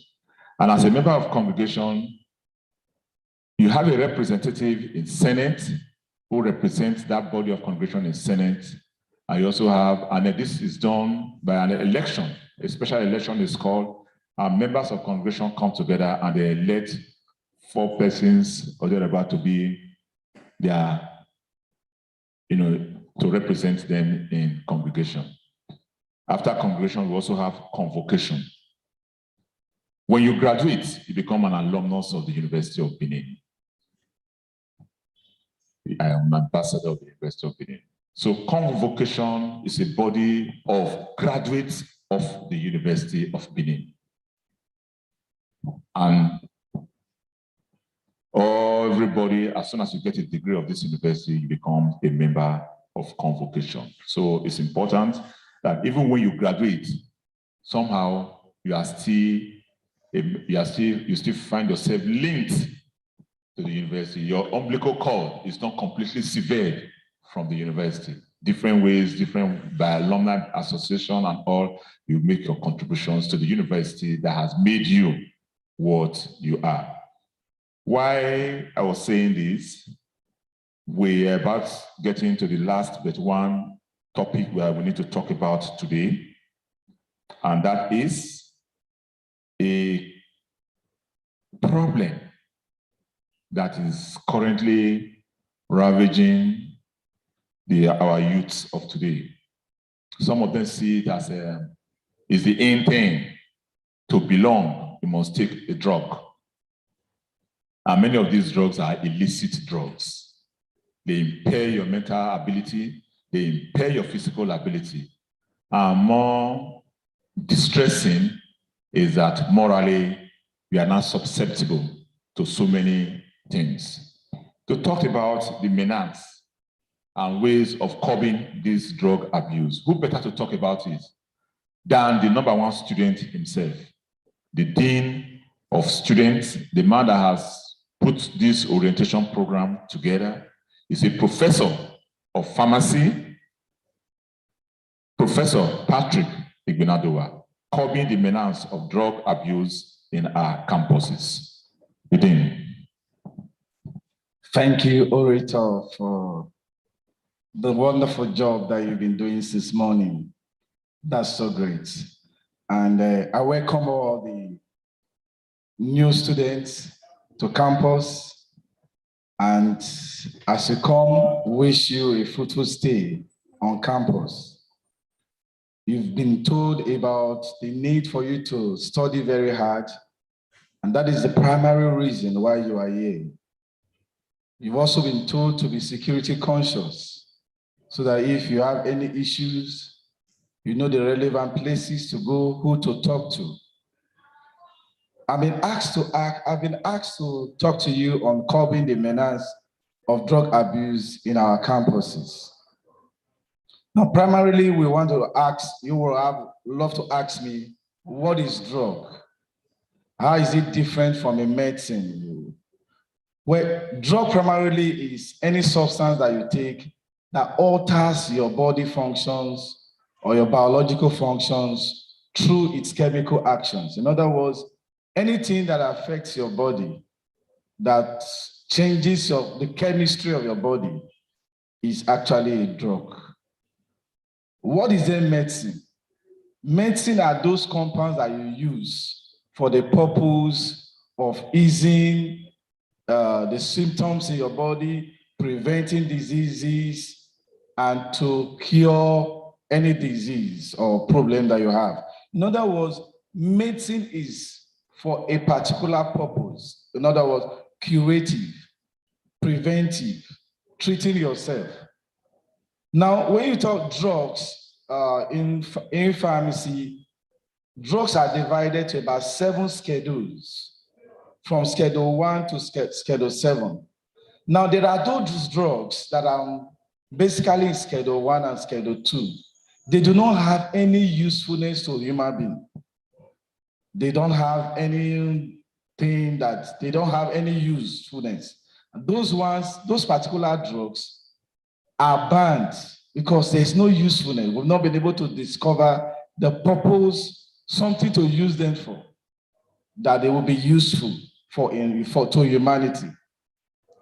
Now, there are also some drugs, those in class 3, class 4, because of their psychiatric ability to penetrate the blood-brain barrier and alter your psychology, or their dependence ratio, those drugs are kept under those schedules under supervision of a pharmacist to guide its usage.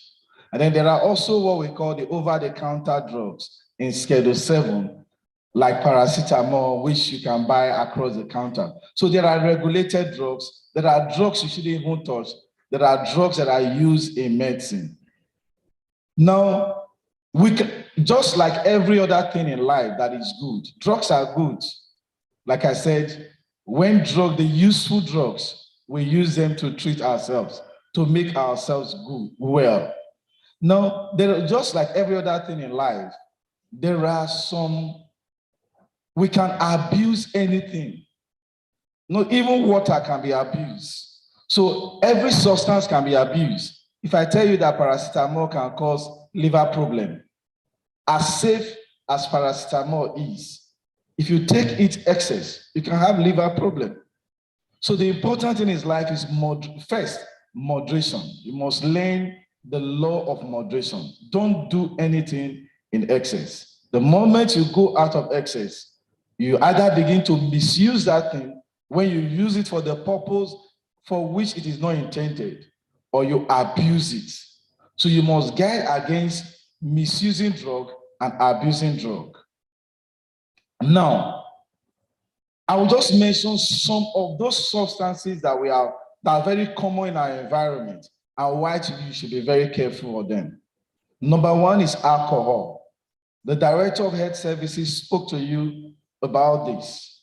Virtually everyone will say have tasted alcohol before. Even in the Bible says Jesus turned water to wine, but it was not in excess. The Bible said that wine is good, it makes the heart merry. But the same Bible also says that, it says, woe is a king, woe is a nation, whose king wakes up in the morning only to drink and dine, because he will not be able to govern well. So you must know your limit, you must know what is useful to you and what is not. You must realize that we call alcohol the gateway drug. In other words, any person that is going to abuse drug later in life, most times always start from alcohol. And you must realize that it's not as safe as you think. It is a toxic substance, especially to developing fetus. When a mother consumes alcohol during pregnancy, it affects the physical well-being as well as the ability to interpret, it affects the fetus in the womb. Alcohol also affects your relationship with others, even your work. That's why we say that when on campus, you will limit the sales of alcohol to very specific areas. Alcohols are not sold in the halls of residence. And even as a staff or as a student, it won't be good that during your working hours, when you should be concentrating, you are going to drink alcohol. So you should know when, and you should realize that alcohol can cause hypertension, it can cause liver cirrhosis, it can cause mental retardation, as well as problem of the fetus. Another drug that is more commonly abused again are the anabolic steroids. This one is more abused by athletes just to build the muscles of the body.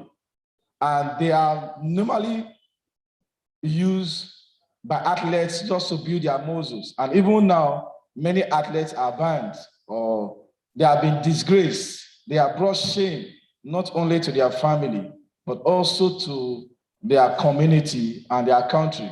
Because when you are discovered to have used these substances, you are disqualified. And you must know that these drugs, those anabolic steroids, they have devastating emotional symptoms. It can lead to infertility, and it can also lead to organ failure. So you must be very careful if you are going to, when somebody begins to lure you into anabolic steroids. Another one you should be careful about is caffeine.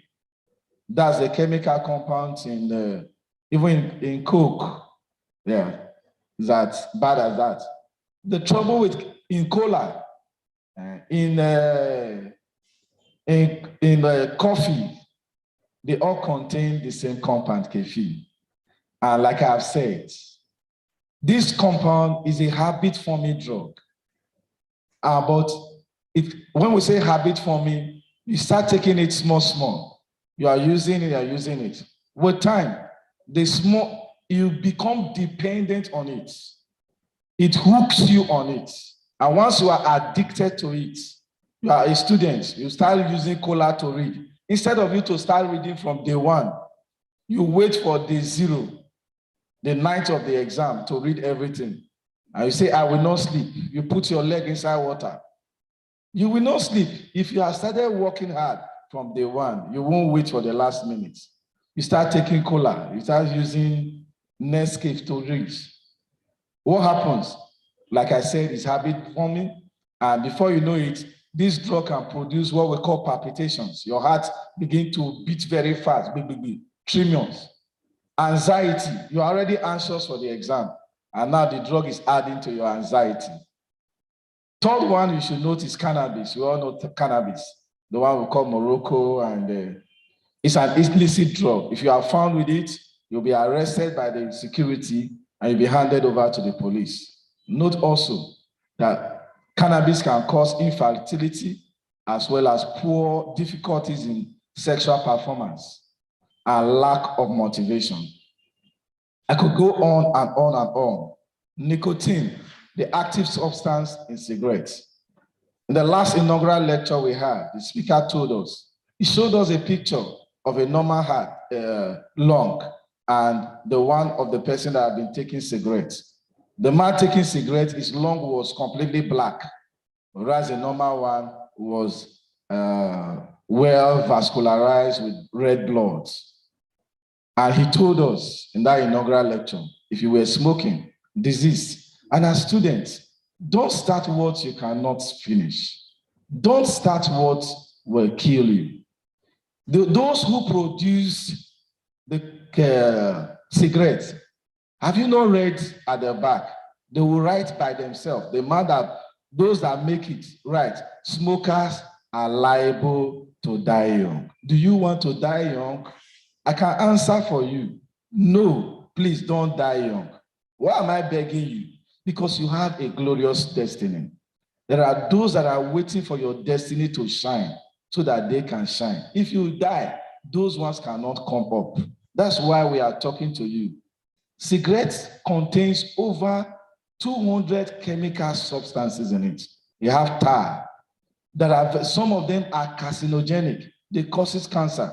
You might be smoking it today. You are not having the effect, but the cumulative effect, the end result is death.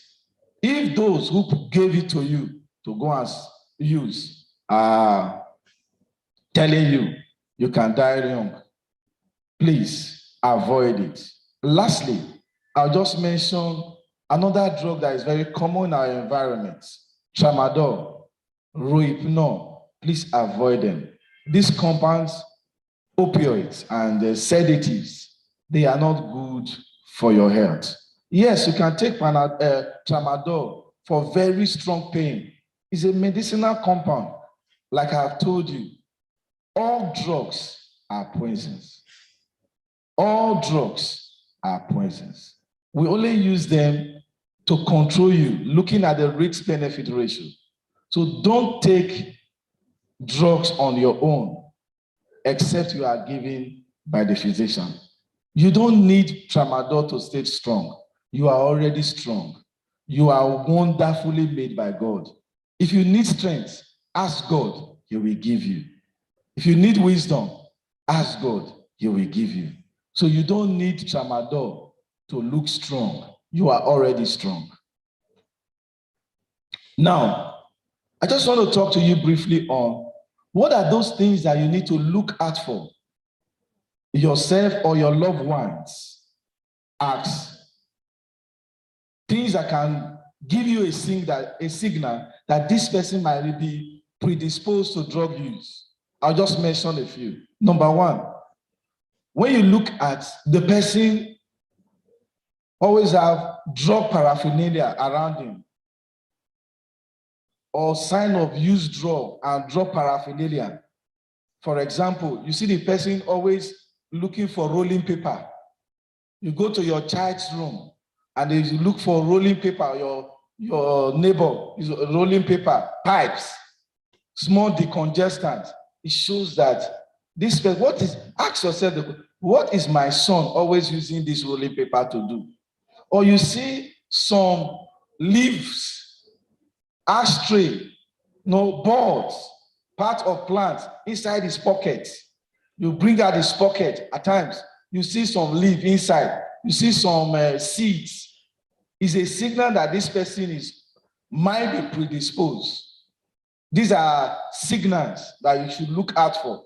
And as parents, if you find them, please put more eyes on your children. The third one, the odor of drugs. Odor of drugs. You look at the child, is always smelling alcohol. Alcohol always has smell. So when you see this, and then not just only odor of drugs, you see that the student is always wearing very heavy perfume to cover up the other smell. So those are signals. Another thing is identification with drug culture. The child is always tuned towards drug-related magazines, slogans on clothing, hostility in discussing drugs. Anytime you bring the topic, you want to discuss it, you see the child is always aggressive. You know that there is something about it. Another thing you should also notice, sign of physical deterioration. I told you, many of these drugs affect us. So when you notice in your child or in your ward or in your friend, they are having memory lapses, short attention span, you cannot study well. A child that used to have AAAA is now having FADD. You know that by the time your child moves from Abba Father to FADD, you know that something is wrong. A child that used to have A, why? He can no longer study well. His concentration and attention span have diminished. Then it is a sign that something is wrong. You need to look carefully. Bloodshot eyes and dilapidated pupils. Not everyone that have bloodshot eyes is on drugs, but it's a signal that, look, something might be going wrong. And lastly, change in behavior. Like I've said, distinct downward performance in school or in the workplace. You can't perform your work well. Your grades are going down. It's a signal. The guy is looking tattered. always smelling, it's not looking fresh, something is going wrong. Investigate. He's always lying. You notice that the person changed from who he used to be and suddenly begins to lie. He's cheating, he's stealing. These are signals because he needs money to buy these drugs. And because there is no money for him, what does he do? He can do any other thing. He can lie to get the money. He can lie, he can steal, to look for money in order to be able to satisfy the cravings of the drugs. Don't start what you cannot finish, because hooking yourself on drugs can lead you to so many things. Now, why should you be concerned? As I'm talking to you and I say, hey, it doesn't concern me. I am not on drugs, so it does not concern me. I want you to know that it is important that you pay attention to these drugs because, one, hooking yourself to drugs can destroy a healthy body and a good mind. Director of Health Services spoke to you earlier and told you mental illness is strongly associated with some of these drugs. Many of the youths that found themselves being used by criminals and paid assassins started with drugs. There is a strong link between drugs and criminal activities. So you need money to buy the drugs, you go to criminal activities. You need to be strong so that you cannot do it with a normal eye. So what do? You have to go and get drugs. So there is a chain of connection between criminality and drugs. So that's why we need to be able to cut off the abuse, all these assassins, banditry. We must pay attention to drug abuse.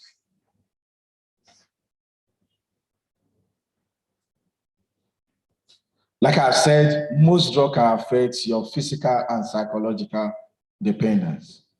Even the risk of AIDS, hepatitis, they are all connected to drug abuse. Convulsion, drug overdose, those can cause convulsion, can cause psychiatry, can lead to coma. There was an incident of a student who went to a hotel with a particular person, and they gave the student what they call brownie. Brownie is a kind of cake that was baked with cannabis. And she didn't eat it in the hotel room. She came down to the house. And while in the house, after eating it, she started dancing and without music. And then they had to rush her to the psychiatric ward. And 5 years after, they are still treating psychiatric problem. Don't start what you cannot finish. I will leave you with a quote. 3 quotes. Number 1, 8 out of every 10 patients brought to the psychiatric clinic in an hospital in Bauchi were youths who abused drugs. 8. This report was given at the 2018 World Mental Health Day in Bauchi on the 10th of October 2018. Dr. Abubakar Bagudu, the consultant psychiatric, said that 8 out of 10 patients that comes into the psychiatric clinic are youths, youths who abuse drug. The second thing he told us that night was that, look, drug abuse among young people had left them with depression and high level of suicide. I told you there's a connection between them. Suicide, drug abuse among young people is rampant. So you need to watch out not only for yourself, you also need to watch out for your friends, you need to watch out for your relatives. And thirdly, he said, half of all mental health cases started from age 14, but in most cases, they were undetected. In other words, when the problem that they are treating in old age actually started when you were actually a child. Why will you spend your old age trying to correct the error that you created in your youth, you can live free of drugs. It's possible. There are many testimonies on it. If sinners entice thee, consent thou not. When they say, come, let us go to the corner and go and hide and take drugs, just a little, do not follow them. Because that path that you are about to start, you might not be able to come back. It is better not to start than to recover. Thank you very much, and God bless you.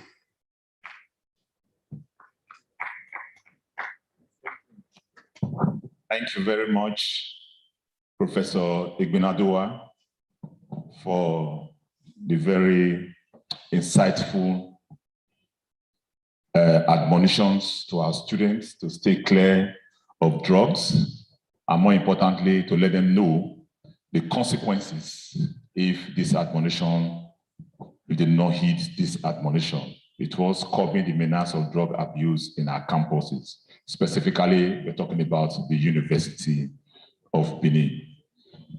And so, my dear students, you have heard him. He spoke to you today as a pharmacist, as a healthcare worker, as a father, because he's primarily charged with the responsibility of taking care of you while you're on campus. He is the dean of students. Any problem you have in this university, in your stay in this university, any problem you have, you think you need assistance, just go to the office of the dean of students. The door is open 24/7 when he is around. Lay your complaints, and then he will attend to you. But note that you don't just have to walk into his office. In all the halls of residence, the hostess and all, he has his staff who are there to take care of you, from the porters to other members of the PEOs, the executive officers. They are all in the hostess, or to ensure that your stay in the university is very, very comfortable. And more importantly, to create a very conducive and enabling environment for you to adequately study and come out with flying colors. And so we're coming gradually close to the end of today's orientation program. We have just one lecture.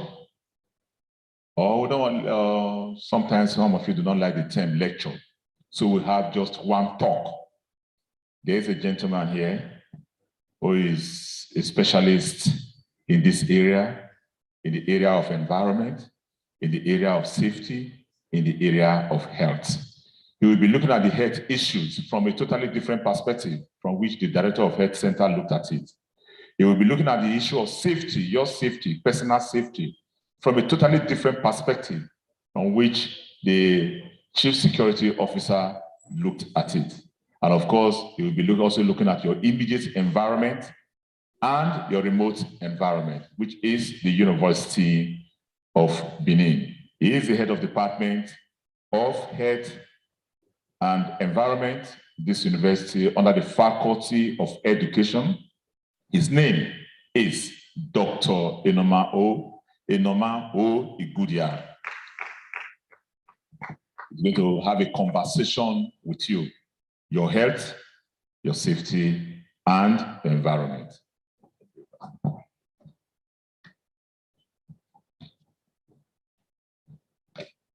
Good afternoon, ladies and gentlemen.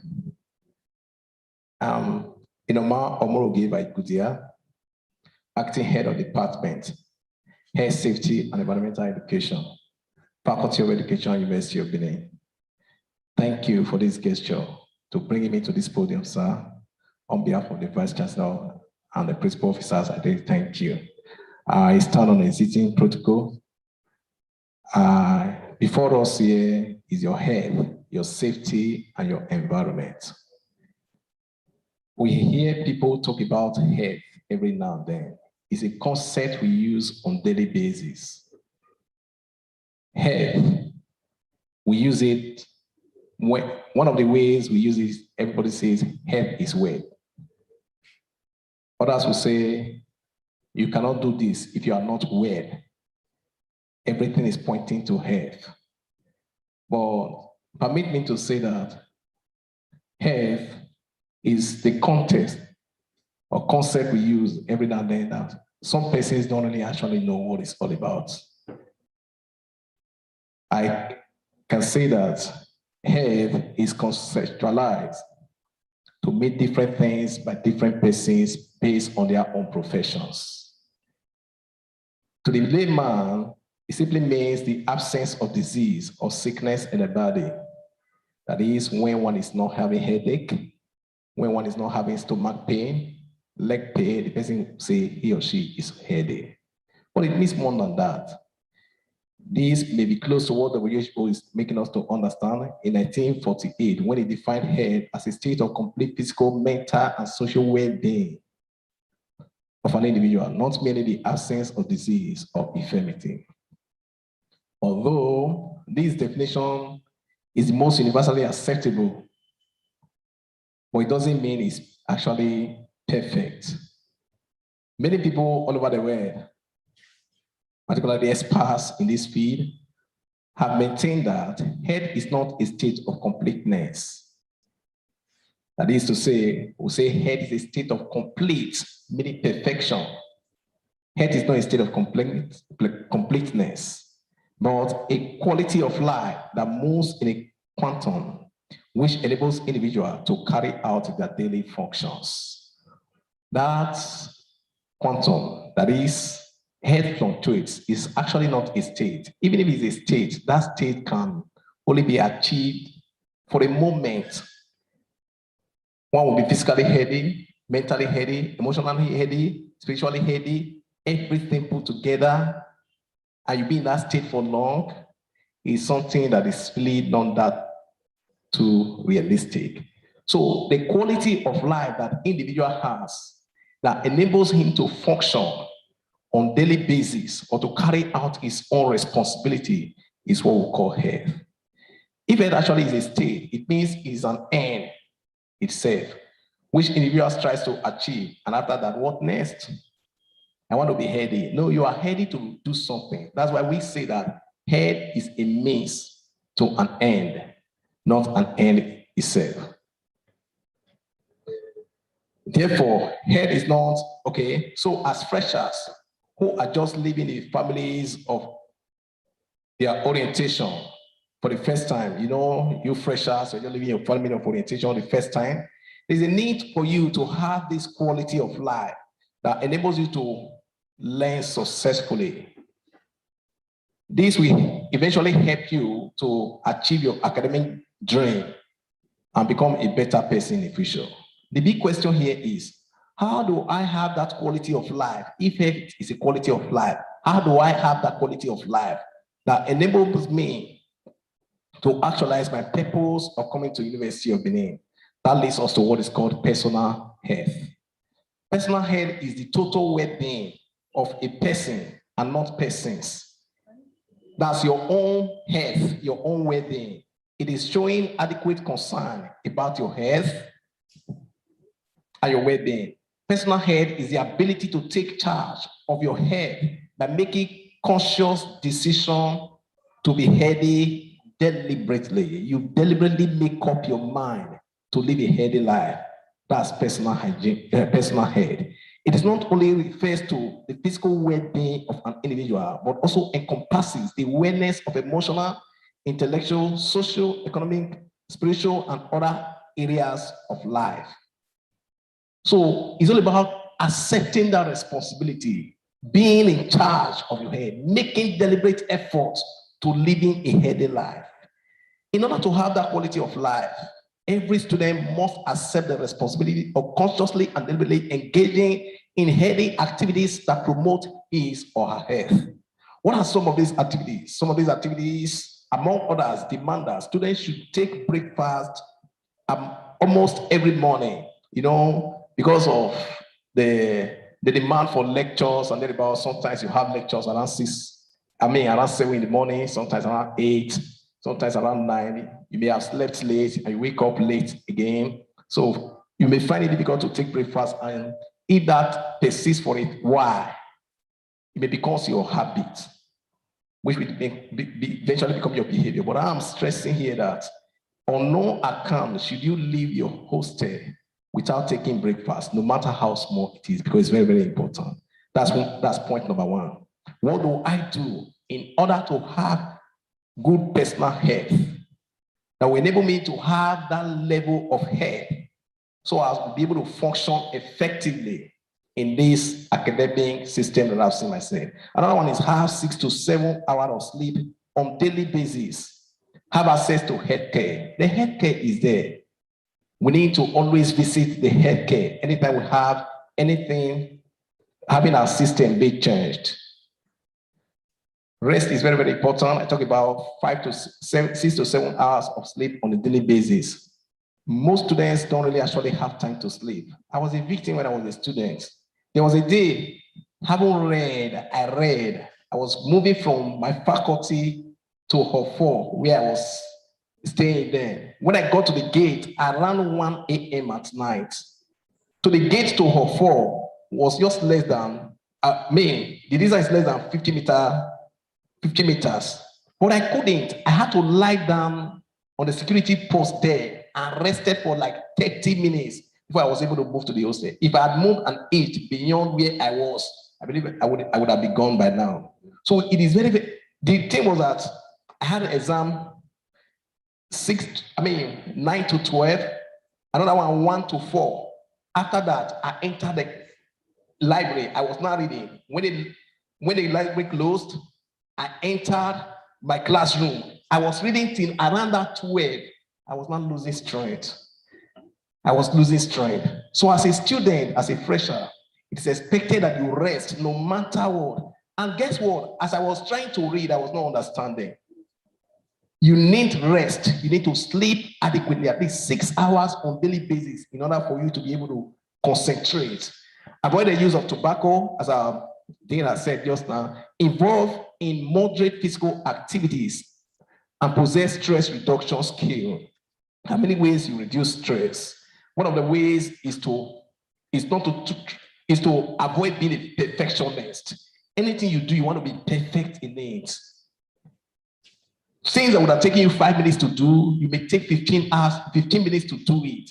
In the process, you are being stressed. Students must realize that sleep helps the body repair, regenerate, recover, and build up the immune system. In fact, some researchers have shown that adequate sleep helps the body fight off infection. So if you don't have adequate rest as freshers, you don't have the ability to fight infections when they come into your body or when you're invaded with them. Therefore, failure to have adequate sleep of about 6 to 7 hours at night could lead to irritability, depression, confusion, and reduced productivity, which happened to me still. This indeed corroborates with what Osborne made us to understand in 2019, that the optimal amount of sleep for most adults to function properly is 7 to 8 hours of good sleep each night. So if you lack that, you can't be a very good personal, you can't have a good personal health. And if you don't have a good personal health, forget about being healthy. So they must also realize that eating good breakfast every day helps to replenish the body and supplies the required sugar needed by the brain to function properly. So you should try and avoid anything that will prevent them. Try and avoid everything that will prevent you from taking breakfast, no matter what. Try as much as possible to avoid intake of sugary food, tea, and drink, salted and fast food. Eat most vegetable, fruits, and foods that contain fiber, vitamins, calcium, and iodine, etc. The importance of exercise in maintaining personal health, or why these are very, very essential, is that you are what you eat. If you eat all this fast food and you eat junk food, every now and then, it will affect your system. And if you accumulate a lot of sugar in your body, in the long run, one will end up developing diabetes, which is not very good. And when these take place in one's body, it will affect one's head. And when one's head is affected, one cannot concentrate in his academy. Another thing I will talk about here is that of fruits. We also need to take fruits and vegetables regularly, because fruits will aid our digestion and vegetable. Another one is the importance of exercise in maintaining personal health or healthful living. Exercise is very, very important. When you involve in exercise, it helps to reduce stress. If you have been stressed, you involve in exercise, it will help to reduce stress. The physical activities involved in walking, and you can do this as a student by visiting the indoor sports hub there. You can visit our sports center there. There are a lot of activities that you can do in order to be physically fit. And some of these activities are soccer, handballing, tennis, playing tennis, jogging, and several others. When you get to the health center, to the sports center, you will see all these activities there. They are actually needed for you to be able to maintain physical health. Another point here is student safety. There are three things there: health, safety, and environment. The safety aspect is talking about being free from diseases. Be free from accident, be free from injury. The safety is stressing to be conscious of the way we live. To be conscious of the way we live. Because while safety is very, very important, is that the degree of your safety consciousness is what determines the degree of your personal health. If you are not conscious of your safety, certainly you have problem with your personal health. That's why if you look at Abraham Maslow's theory of needs, after physiological needs, the next thing there is safety. So safety should be taken very, very, very important if you must be able to enhance your personal health, which will, in long run, affect your academic performance. Therefore, safety simply means freedom from dangers. That's the whole essence of safety. Therefore, here are some school safety tips that can help you as freshers to enhance your personal health and academic success in school. What are these safety needs? Keep emergency numbers on your phone. Like when you come to the school now, you are asked to write your parents' numbers, and they're about very, very important. Don't forge them. Then lock all doors and windows, and also switch off all electrical appliances every time you have your room. You leave your room, Even if you plan to be gone for just a minute. This is very, very important, because if you don't lock all your doors, anybody can come in and do one or two things that will affect your health. Do not lend your keys to service or maintenance people you do not know very well. Always ask service maintenance people to identify themselves before allowing them to enter your room or apartment or home. This is very, very important still. Most times people come to us, want to work with us. You can say, hey, take my key. I'm coming, I want to quickly buy something. So that person may duplicate your key. He may hide it. And while you are sleeping at night, he may use it to open the door, and you can never tell what will happen from there. Get to know your neighbors so much that you can help each other. Some of us, when we get to, because we are freshers, we're just coming from a family of orientation the first time, we just try to be ourselves. We don't want to mingle with persons. Maybe the advice our parents gave us before we left home. But it's very, very important that as freshers, you get to know your neighbors very well. Know them very well. Exchange pleasantry, exchange your numbers, and greet each other or greet one another. If in the morning you are very, very friendly, a number you have been greeting, and the neighbor does not see you that morning. If it's a responsible neighbor, I believe the neighbor will say, this boy has been greeting me, and today I have not seen him. He would like to check on you. But if you don't have that rapport, that relationship with them, you could be there sick for 2-3 days and nobody will know. That's why it's good for you to get to know your neighbors very well. Do not keep large sum of money, jewelry, or valuable items in plain view in your room. Sometimes one will exaggerate that I have jewelry, just place them there so everybody will be seeing it. It's not everybody that will be happy with you for that. Because that they may bubble into your room and want to attack you and even collect the stuff. If you are living off campus, leave spare keys with trusted neighbors, not under a doormat or in a flower plant or behind a door there. Give it to trusted somebody that will be able to account for whatever happens. Because as you are keeping it, you may think nobody is seeing you. They are seeing you. At the time you leave, somebody may just pick the key and used to. These are some of the things that can enhance your safety in school. Another thing is you take a self-defense course, especially for the female students. See if a rape aggression defense course is offered in our school. Since that's not offered in our school, I would recommend that we come to counseling units or even come to my department where we can actually empower you with the keys to avoid all these things in school. As a student, you have to prepare yourself against all these things. Tell your roommates or friends if you are planning to be away overnight or for a few days. Wherever you are going to, confide on somebody that I'm moving to a place like this. But eventually you are not found. You could be traced based on the information you give to somebody. So don't work in isolation. And also try as much as possible not to work at night. Though we like going for light classes sometimes.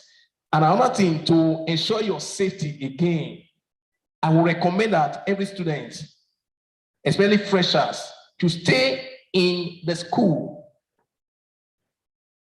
Stay in the school because the school is actually very, very, very secure.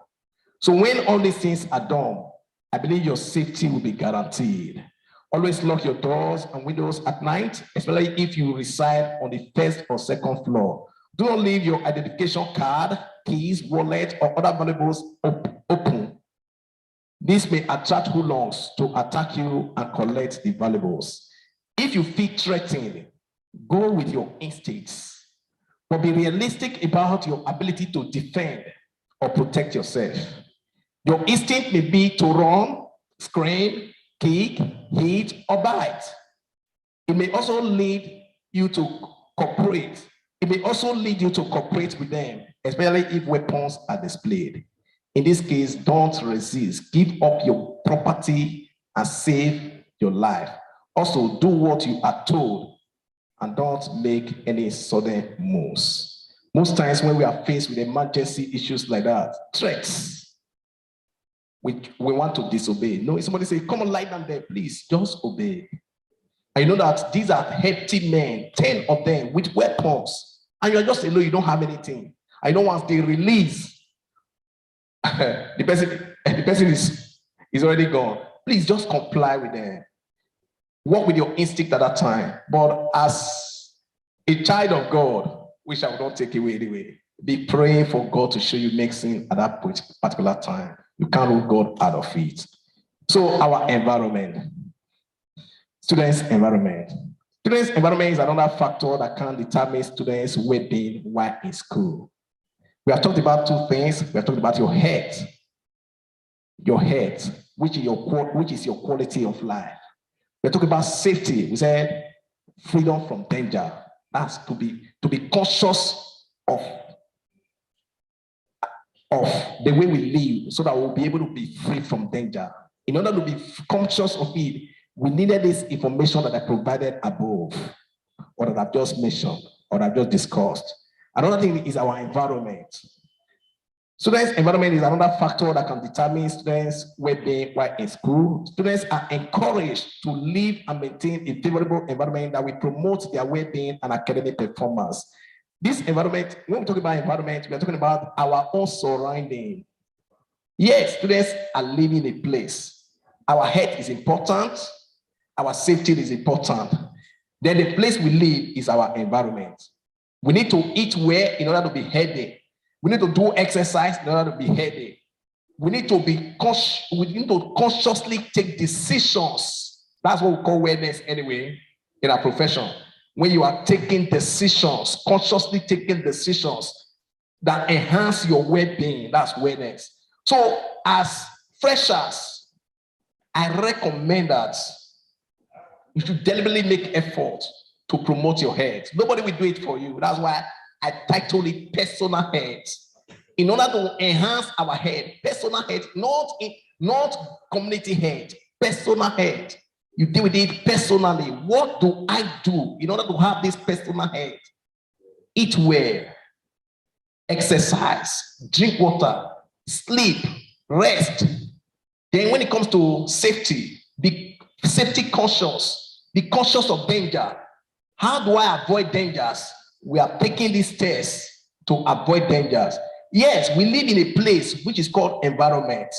What do I do in environment in order to enjoy this health? What do I do in environment to enjoy the health that will facilitate my learning so that my purpose of coming here will be achieved? Freshers, what do I do? As I said earlier on, the physical environment, the environment talks about your surrounding, the place we live, which is this University of Benin. To our own understanding, environment is a very, very broad term. Environment talks about, we have what is called social environment, physical environment, and so on and so forth. But I will limit us to this physical environment and social environment. The physical aspects involve taking care of your surrounding to avoid contamination of disease through rodents and other dangerous microorganisms that breathe in dirty environments. So we should be able to take care of our environment. As freshers, please sweep your room when necessary. I mean, sweep your room at all times. Ensure that there are ventilations. Ensure that your place, the environment, the room you are living is netted with mosquito nets. Possibly sleep under mosquito-treated nets. Then when these things happen, those are the physical environment, then it will help to prevent you from being affected by some diseases. But if you don't do this, mosquito bites are there, then at the end of the day, you are knocked down with malaria. So it's expected that we take good and deliberate efforts to taking care of our environment so as to avoid dangerous microorganisms that breed in the environment. The social aspect of environment requires that we develop the ability to maintain a cordial relationship with people around us. So that will help to promote our health. There are some of us that cannot really actually relate very well. Your daddy may have told you at home that when you see somebody that has eyes like this, you run away from him. When you see somebody that has nose like this, you run away from him. No. So what we need to do is to try to maintain good rapport. It is when you discuss with somebody, you know the content in that person, isn't it? But just see somebody, although some persons, when you see them, you see their hair, you see the way they sag their trouser, and then it already tells you something. But our looks sometimes may be very, very deceptive. So let us go in, interact with such persons, and see whether they actually have what it takes for you to remain in a good relationship with them. But what that also means is that try not to hurt your neighbors. Try to be in good relationship with them. Greet them, respect them. Don't always say, as freshers, and maybe you are the only child from your family. I'm sorry if that's what's happening. Maybe you are the only child of your father. Anything you demand, your mom gives it to you. Anything you demand, they give it. They give it to you.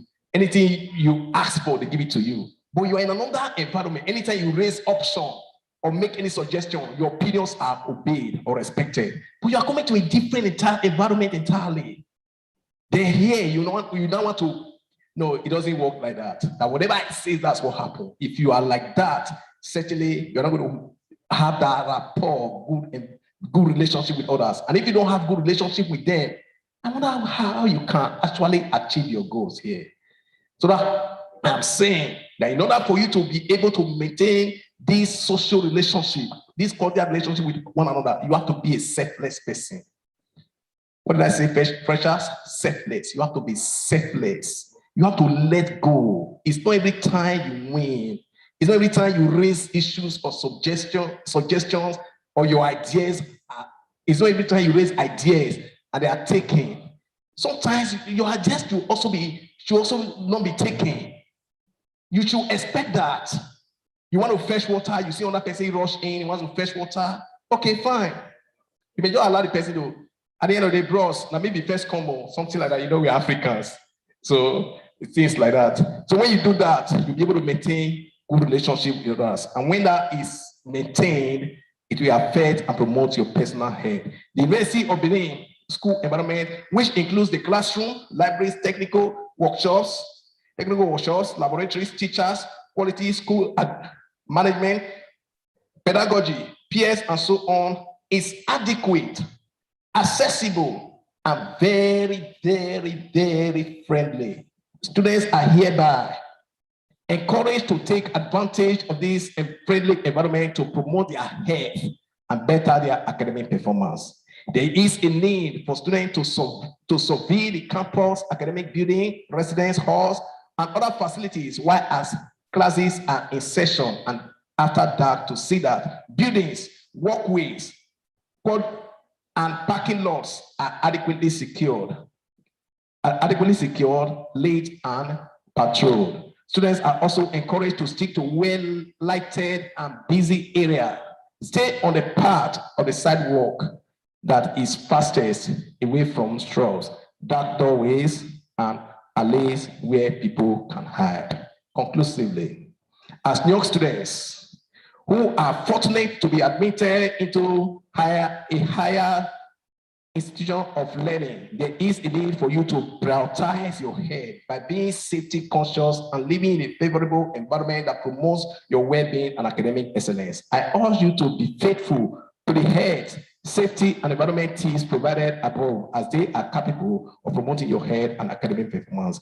It should be noted here that failure to abide by these safety teams can adversely affect your health negatively therefore resulting in poor academic performance. Finally, I strongly recommend that all students, especially freshers, should aim at staying in school halls of residence where possible instead of off campus, because the school environment is well ventilated, more secured, and protected, especially with this mommy Vice Chancellor that is doing everything humanly possible to making everywhere compulsory for us. Conclusively, this presentation maintains that there is a strong association between health, safety, environment, and academic performance, and any student aspiring to have academic success must abide by the T's presented above, as failure to do so is not only detrimental to their academic performance, but their health.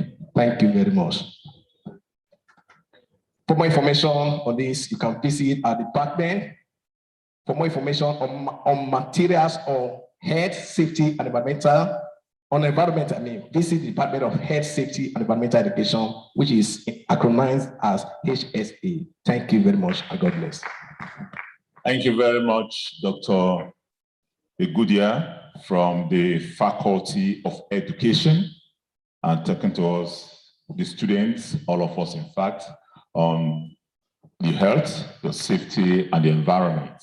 And if you listen attentively, he spoke very extensively on these three different spaces within the university. And if you take the tips he has, outlined, it will definitely go a very long way in seeing that you achieve your set out goals and objectives as students of the greatest university in Sub-Saharan Africa, the University of Benin. That's the very last of our resource today, persons. But before I invite the Dean of Students to make one or two comments by way of closing this orientation, it is important that we need to understand, our dear students, that University of Benin is not all work. There's also opportunity to have fun. There's also opportunity for you to relax. I know he did mention it. All right, most of the talk today has centered on study, time management, do this. But being in the university and being a young man and being a young woman is also an opportunity for you to relax. And because there's a saying that all work and no play make Jack a dull boy. But remember, all play and no work make Jack a duller boy.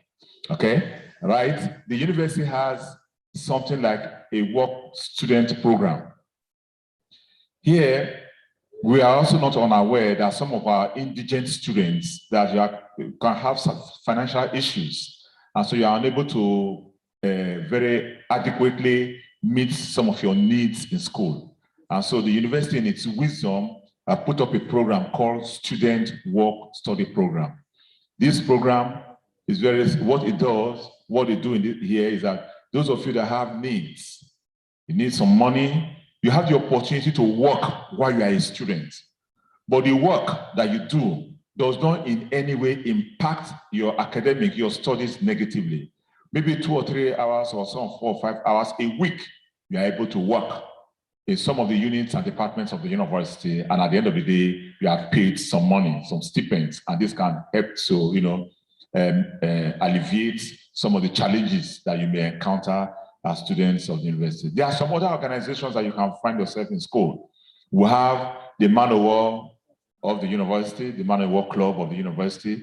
I'm sure you have heard of the Man of War. They are very, they're on campus, they have their jobs, they have their responsibilities. They help to part of the security issues of campus, they are there. We have many of the students, they are there. It's a way of relaxing, it's a way of networking, it's a way of socializing. We also have the Red Cross Society. It's also another organization in the university. This one here, you learn how to provide first aid and other things. Again, networking, socializing. We are different musical groups, different dance groups on campus. They are registered with the Office of the Dean of Students. So if you want to learn to dance, you want to learn to, if you're already a musician or whatever, and there are these different groups who are registered with the Office of the Dean of Students. You can come when you come to campus, seek them out, and then you also continue to explore your talents of dancing and singing or whatever on campus. There are opportunities for you to showcase your talents on campus. There are variety shows, variety nights that are sometimes organized by the school, and you are here to showcase these different groups. And lastly, not just is this University of Benin Sport Complex. Let me tell you, the sport complex of the University of Benin is the best equipped and the biggest sport complex in any university in Nigeria. I'm not saying it because I'm a staff of this university. I have been to almost all the universities in this country, and our sports complex is a state-of-the-art sport complex. Name it, any sport, basketball, we have Olympic-sized basketballs, courts in the university. We even have an indoor sports hall where they can play basketball within the indoor sports hall. We have handball courts, we have lawn tennis courts, we have hockey pitches, we have cricket pitches, we have a full-fledged Olympic-sized stadium in the sports complex, track and field, a football field. We have 3 football fields or even more practice fields all over. And there are coaches who are ready to train you in any of these sports. If you're already there, you also want to represent the university, come. There are coaches at this sports complex, and they will take you under their wings. In fact, just last week, the university went to Ilorin and emerged the best in karate competition. The third time in 3 years, University of Benin, you have coaches who are there to teach you the art of self-defense, karate, taekwondo, judo, and all. Is it handball? Is it volleyball? In all the sports you saw at the Olympics that was just completed, we have coaches there in the sport complex who will put you through. So there are extracurricular activities that you do. So it's not all just play, it's not all just read. You also play. And there's one very beautiful thing about sports in the University of Benin. The Dean of Students is looking at me, I'm about to say this. If you engage in sports and you excel in sports, the Dean of Students will give you accommodation. Yeah, you excel in sports, you come back with a gold medal from any national competition, whether it's NUGA Games, that is Nigerian University Games Association, whether it's the West African Games or whatever. And even when you are excelling in this sport, it's also an opportunity for you to travel. We have heard of many of our students who have traveled to different parts of the country. Some of them have also traveled outside the country to represent the University of Benin in World University Games in Europe and the Americas. So these are different opportunities. Is it academic related extracurricular activities like debates, quiz competitions, and all? The university has programs for all of them. For those of you that are into music, we have an orchestra where you have people play classical music, learning how to use the different instruments, violin, and all different instruments, piano and all of them. They are here just to make your stay in the university very, very comfortable. And I want to believe that all of you will take advantage of these services, these facilities that are of this university, so that at the end of the day, when you graduate in 4 years' time, 5 years' time, or 6 years' time, as I have said repeatedly today, your parents will be very proud of you. The University of Benin will be proud of you because you are great ambassadors of this university. And of course, your nation, Nigeria, will be also extremely very proud of you. So I want to invite the Dean of Students, the #1 student of this university again, Professor Patrick O. Igbinaduwa, to sort of close this whole orientation program. The Dean. Thank you, University Orator, for the wonderful remark and a rundown of things that you can do on campus. There are many. We might not be able to mention all of them, but thank you for being able to do that. This virtual orientation program was live on news.uniben.edu. So you can watch it, and the clips are also being sent out. They are being sent out.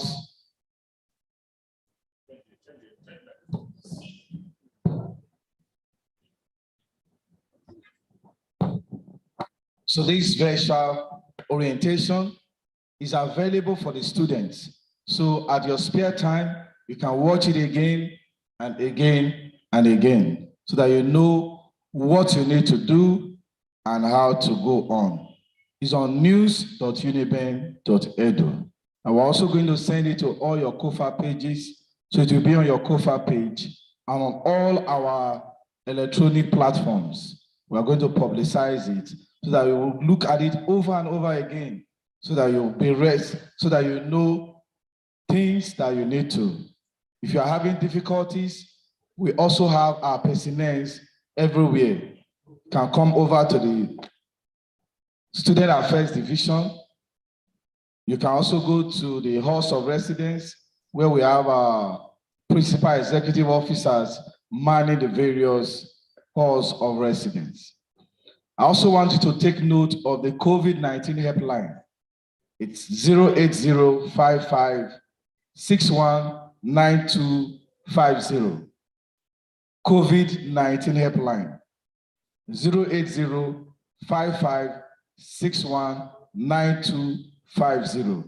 The University of Benin has a COVID-19 team headed by Professor Sado, the Dean of Medicine. Is in charge of that unit. So if you have any issue, any person, you suspect anything, please reach out to him on this helpline. There's also a Uniben hotline you should always have. All students are admonished to save the Uniben hotline on their phone. It's 081 2818 0042 081 2818 0042.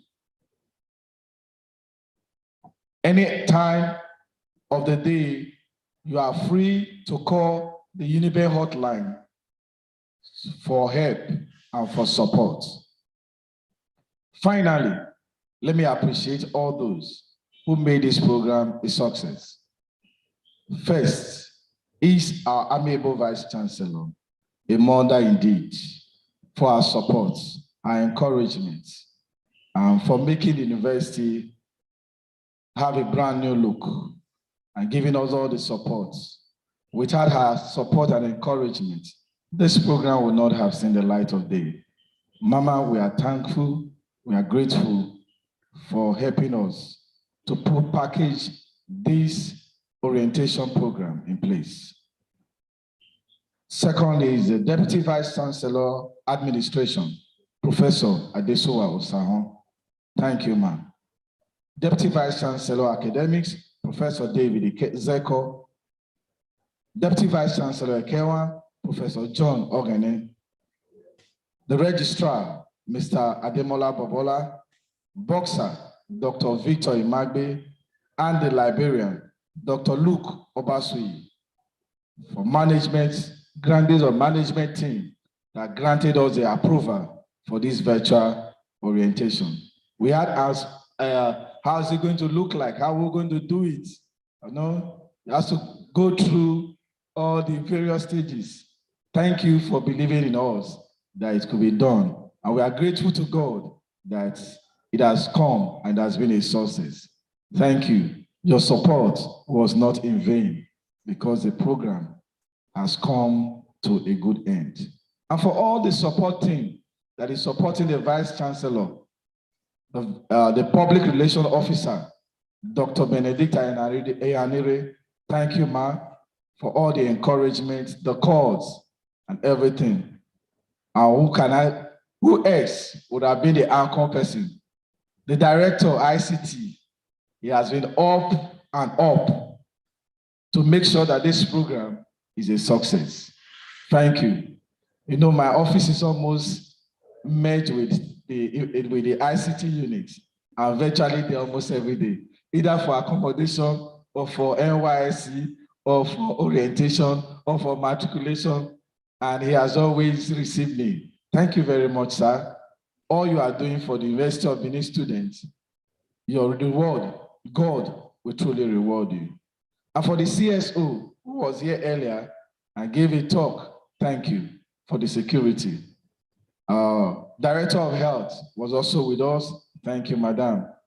And Director of Counseling Services. And for all the resource persons, well, thank you for making today a great and memorable day. God bless you.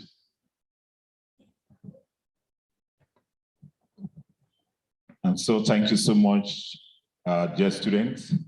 But I think we also need to left two persons out. Number one is himself. He has the one that put all these together. So wherever you are at home, put your hands together for the Dean of Students, Professor Patrick O. Igbenadowa.